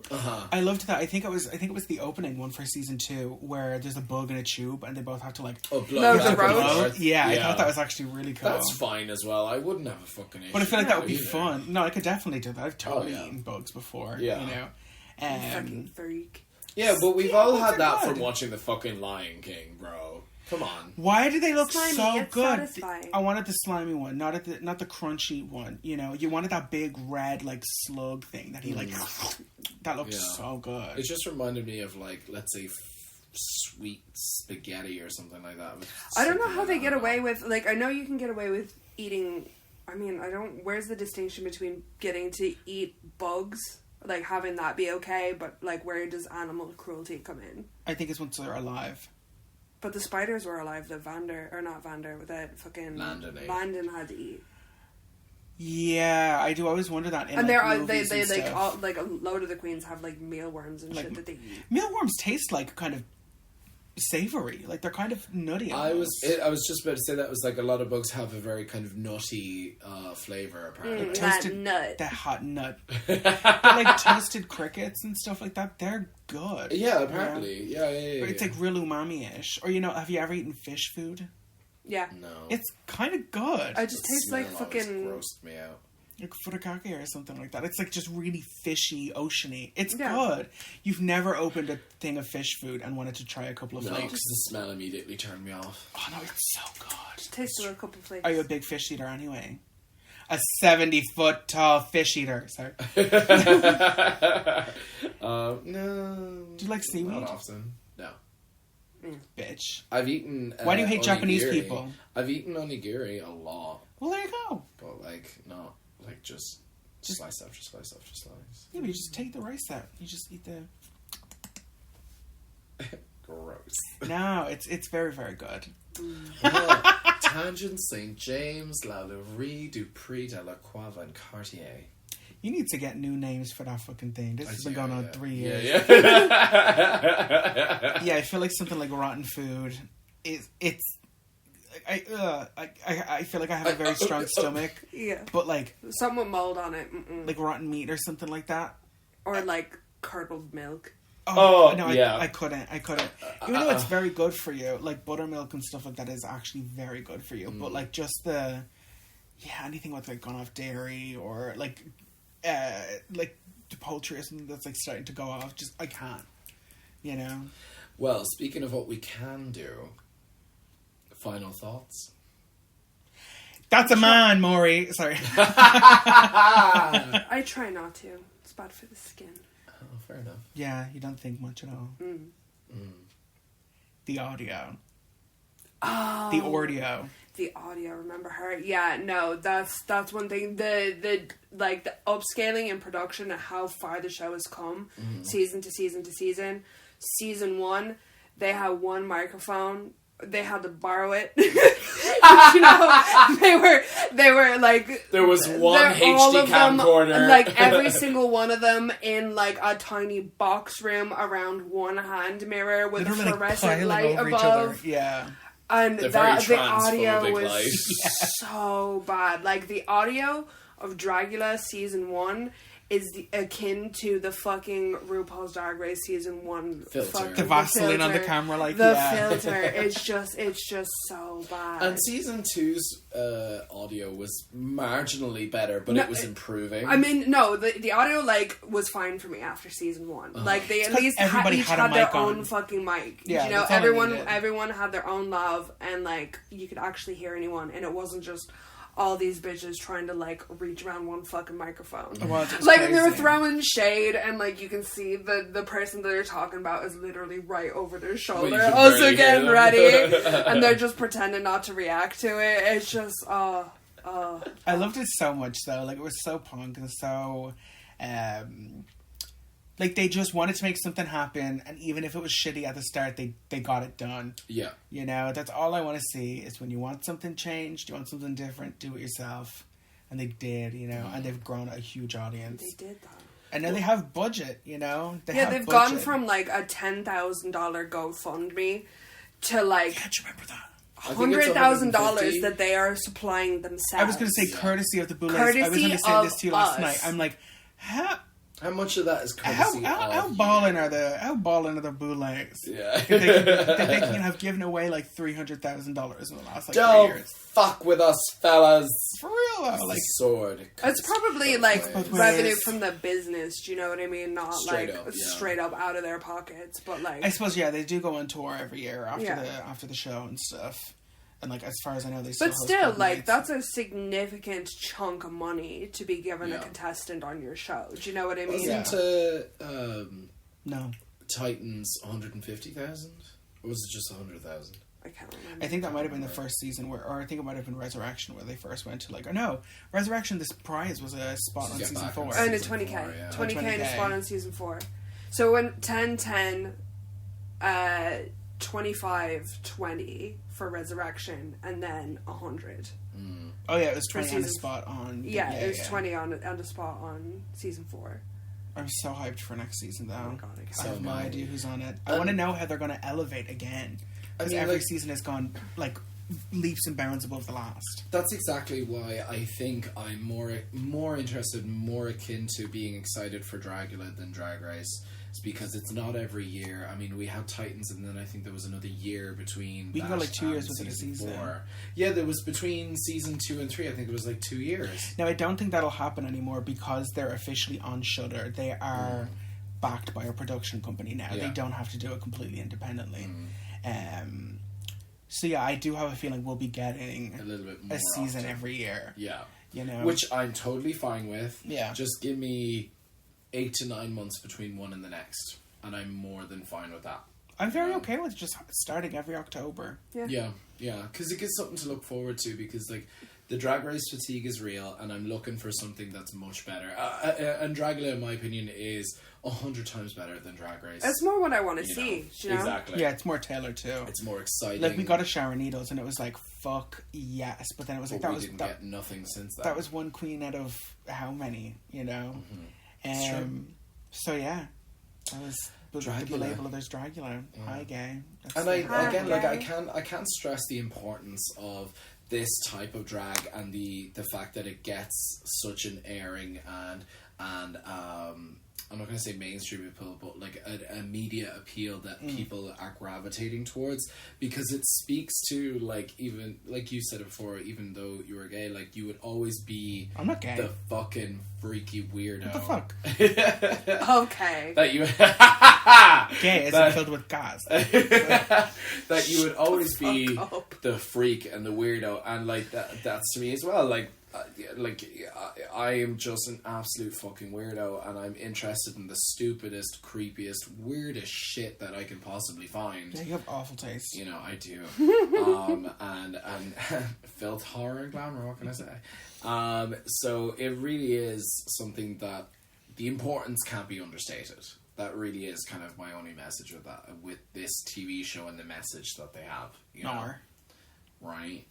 So yeah. Lena? Party. Thank you so much for Thanks joining for us. having me, guys. Yeah, I'm so glad we actually had you on. At long last. Yeah. Finally, you're here. This was the one. You know, you've summoned me with Dragula. Yes, exactly. We shall have you back on again. Maybe when the next season comes out. Oh yeah. To do a For recap sure. Absolutely. or something. Fuck yeah. Recap so for down. sure, bro. That'd be cool. So cute. Maybe Hollow Eve will come on too. Gross. So, unpleasant dreams. Wake up from the unpleasant dream. I forgot something. So next week we're doing the Shudder exclusive-ish. Yeah. Because it came out in March in the States. It was supposed to come out 2020. Yeah. An official COVID baby horror movie. The second remake of Children of the Corn. Maybe the better of the two. I doubt it, but I'm excited to see it because I like the Children of the Corn movies. But then every time I watch one, I end up being like, "Man, these are boring." I'll watch it though because I know some stuff about it that's got me excited. So yeah. So you've been listening to They're Here. No, you've listened to the Slab. The Slab. We never get that right. No. Lena, you know this after listening to us for decades. Make sure to like, subscribe, follow us on Instagram for some daily updated content, and don't forget to DM us. Also, give Lena a follow. Yeah, give Lena a follow. What's your Instagram? What's You your may handles? find me at Stumbelina TV on Instagram. Stumbelina TV. Did you hear that, internet? Did you hear that, world? Stumbelina TV. We'll throw it up on the Instagram as well. Bye. Bye.